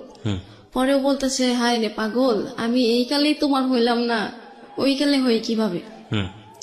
পরে আমি বলতেছি এই কালে তো তুমি আমার হইলা না, আমি ওই কালে সৃষ্টিকর্তার কাছে চেয়ে নিব, তুমি যখন তো আমার হয়ে থাকো। পরে বলতেছে তুই আমাকে এত ভালোবাসোস যে আমার তোকে লাগবই। পরে আমি বলছি হ্যাঁ, আমার তোমাকে দরকার। পরে বলতেছে ঠিক আছে, সেটা তোমার ব্যাপার, তুমি কিভাবে তোমাকে নিজেকে গুছিয়ে নেবে সেটা তোমার ব্যাপার। পরে বলে কথা বলা বন্ধ করে দেয়। পরে আমি ওকে ব্লক করে দিই। ব্লক করে দেওয়ার কত মাস আগের ঘটনা এটা? এই ঘটনা হচ্ছে 2 মাস আগে। 2 মাস আগে। এরপরে আপনাদের সঙ্গে কথাবার্তা হয়েছে? আবার হয়েছে, আমি জানি হবে। লাস্ট আপডেট কি আমাকে একটু বলেন তো। লাস্ট কথা আমি ওর মানে আমার ওই দিনকে খুব খারাপ লাগে। ও লাস্ট কবে কথা হয়েছে আপনার সঙ্গে? লাস্ট কথা হয়েছে 3 দিন আগে। 3 দিন আগে। ওই সময় লাস্ট কথাটা কি ছিল? এই ধরনের কথাবার্তাই তো হচ্ছে, আপনি ওকে ভালোবাসেন, সে আপনাকে পাত্তা দেয় না। আচ্ছা হ্যাঁ। পরে লাস্ট কথা হচ্ছিল আমি লাস্ট কথা হয়েছিল যে আমি এখানে আসব, আমি এখানে ফোন করছি। এবং আপনি গল্পটা শোনাতে চান, সে গল্পটা শুনতে চাবে না, বা আপনি বলছেন নাটক করেছেন। আমি আপনাকে কয়টা কোশ্চেন করি, আপনি কোশ্চেনগুলো খুব ঠান্ডা মাথায় উত্তর দেন। নাম্বার 1, আপনি এখানে কেন আসছেন এই গল্পটা বলার জন্য? প্রথম একদম ভেতর থেকে যেটা আসবে সেটাই অনেস্ট অপিনিয়ন বলেন, কেন গল্পটা বলতে আসছেন? ওকে শোনানোর জন্য? ওকে শোনানোর জন্য নাকি অন্য কোনো উদ্দেশ্য আছে? ওকে তো আমি পৃথিবীর যে জায়গায় যাই যতভাবে বলিও তো এটা আমাকে বিশ্বাস। তাহলে গল্পটা কেন বললেন? গল্পটা বললাম যে আমি শুধু বারবার ওকে ভালোবেসে ভুল করে যাচ্ছি, তা এরকম ভুল যাতে আর কেউ না করে। That is the point. আপনি জানেন আপনি ভুল করে যাচ্ছেন, কিন্তু আপনি ওখান থেকে বের হয়ে আসতে পারছেন না, রাইট? আমি আসতে পারি না। রাইট। আমি এবার আপনাকে কয়েকটা কথা বলি, শুধু আপনাকে না, যারা শুনছে তাদের সবাইকে কয়েকটা কথা বলি। প্রিয় শ্রোতা, এই কথাগুলো নতুন না, আমি বহুবার বলেছি, যে মানুষটা ভুল করে, যে মানুষটা অপরাধ করে, সে মানুষটা জানে, কিন্তু কখনো কখনো সিচুয়েশন তাকে বের হয়ে আসতে দেয় না। একটা জিনিস মনে রাখবেন, প্রত্যেকটা জিনিসই খারাপ হোক ভালো হোক, এটা একটা শক্তি।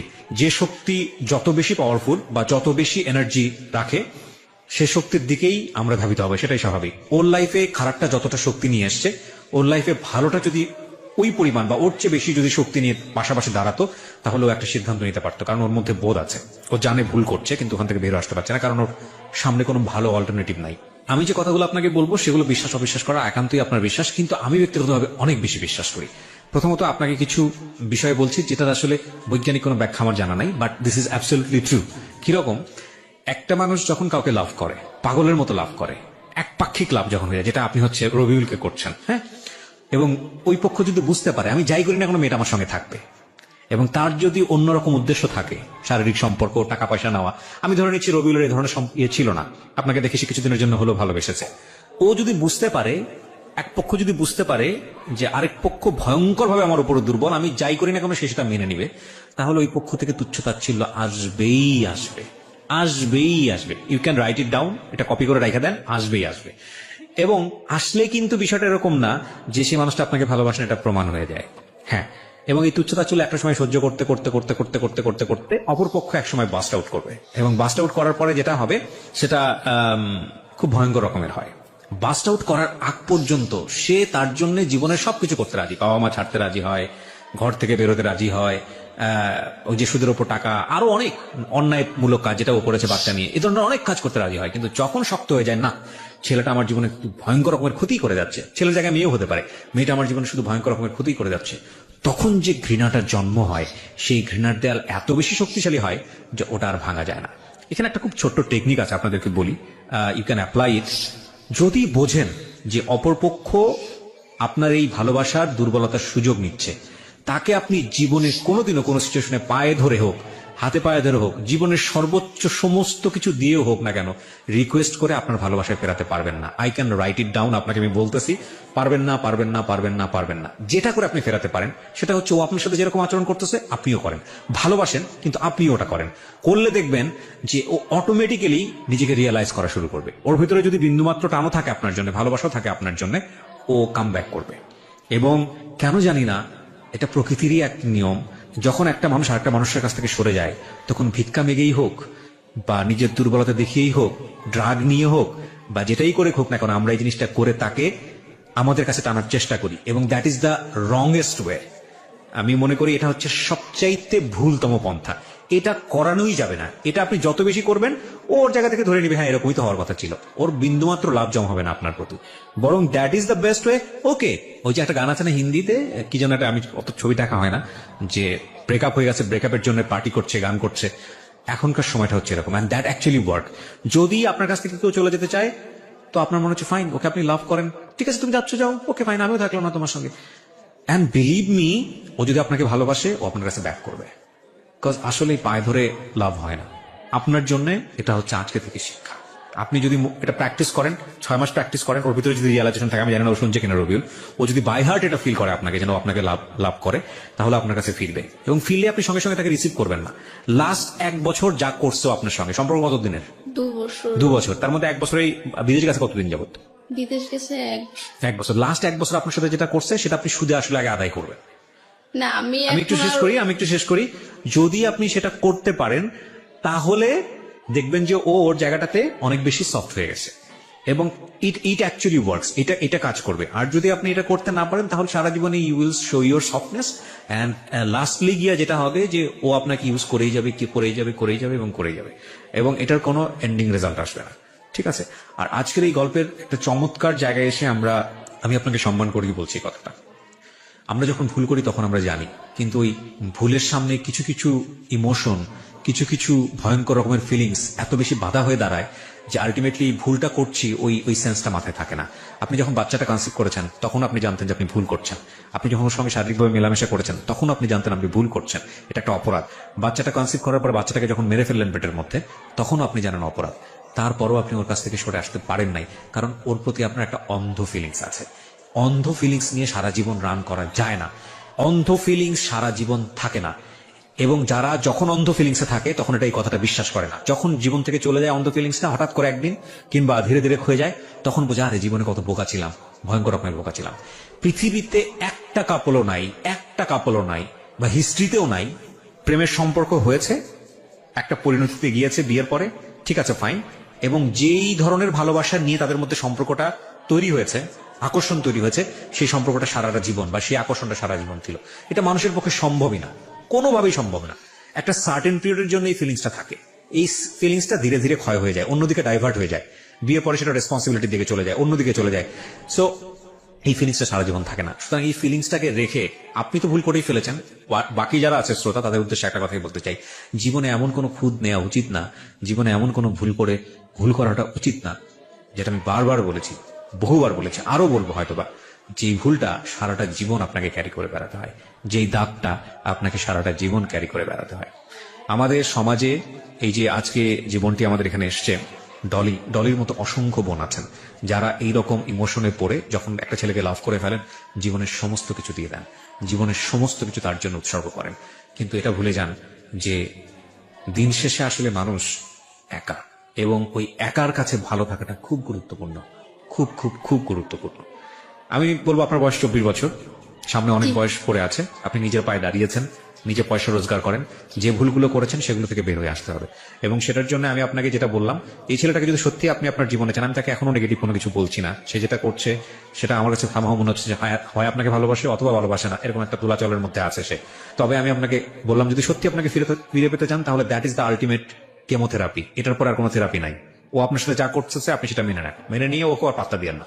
ও আপনাকে ফোন করুক, আপনি ফোন রিসিভ করেন না, ওকে আপনি রিল্যাক্স থাকতে দেন, আপনি বারবার ওর দিকে হাত বাড়ায়েন না, ওকে আপনি স্পেস দেন। 2-4-6 মাস আপনি যোগাযোগ করেন না, 2-4-6 মাস আপনি ফোন রিসিভ করেন না, ওর রিয়েলাইজেশন হোক যে ও আসলে আপনাকে ভালোবাসে কিনা। পাগলের মতো আপনাকে টেক্সট পাঠানো শুরু করবে, ও আপনার কাছে ফেরার জন্য উন্মাদ হয়ে যাবে একটা সময়। যদি এরকম ক্রেজি হয়, দেশেও ফিরে আসতে পারে যদি আপনাকে সত্যি সত্যি ও লাভ করে। আপনি সে পর্যন্ত ধৈর্য ধরে শক্ত করে অপেক্ষা করেন। 6 মাস পরে, 3 মাস পরে একবার ফোন দিয়েছে, পাগল হয়ে তার সাথে কথাবার্তা বলে সবকিছু উল্টপাল্ট হয়ে গেল। এই উইকনেস যতদিন থাকবে ততদিন এই ছেলে আপনার সঙ্গে এরকমই করবে। সো আপনি নিজের জায়গায় হার্ড হন, আর এই ছেলে যদি ফিরে আসে তাহলে 1 বছর যে কাজটা আপনার সঙ্গে করেছে সে কাজটা আপনিও সঙ্গে করবেন। করার পরে যদি টিকে থাকে তাহলে বুঝবেন যে না, ওর মধ্যে একটা ভালোবাসা ছিল কিন্তু ও ইনডিসিশনে ছিল, ও আসলে কি করবে। তারপরে আপনি সিদ্ধান্ত নেন ওকে বিয়ে করবেন কি করবেন না। তার আগ পর্যন্ত থেকে চান্স দেওয়ার কোনো সুযোগই নাই, কারণ ও দোলাচলের মধ্যে আছে। ও হচ্ছে হলো যে উপরেরটাও খাবে, একটা গাছেরটাও খাবে, তলারটাও কুড়াবে, এই টাইপের রিলেশনশিপে যাচ্ছে ও আর কি। বাবা তুই পছন্দ করিস না, রবিউলকে বলছি, তুমি পছন্দ করো না ভাই, তারপরে ওর ফ্রেন্ডশিপের দরকারটা কি? যাই হোক, তো ভালো থাকেন, এটাই হচ্ছে শেষ বলাটা। আর আমি আমার জায়গা থেকে শুধু একটা কথাই বলতে চাই, সেটা হলো যে কোনো ভুলের জন্যই আমরা যেন এমন ভুল করে না বসি যে ভুলটা সারাটা জীবন ধরেই আমাদের দাগ কেটে যায়। আজকে যে সাহসটা উনি দেখালেন, আমাদের এই বোনটি ডলি, তার দিকে আঙ্গুল তোলা আমাদের উদ্দেশ্য নয়, কিন্তু আমরা আমাদের জায়গাটা থেকে যাতে করে ডলির মতো ভুল না করি, সেজন্য আজকের এই গল্পটা আমাদের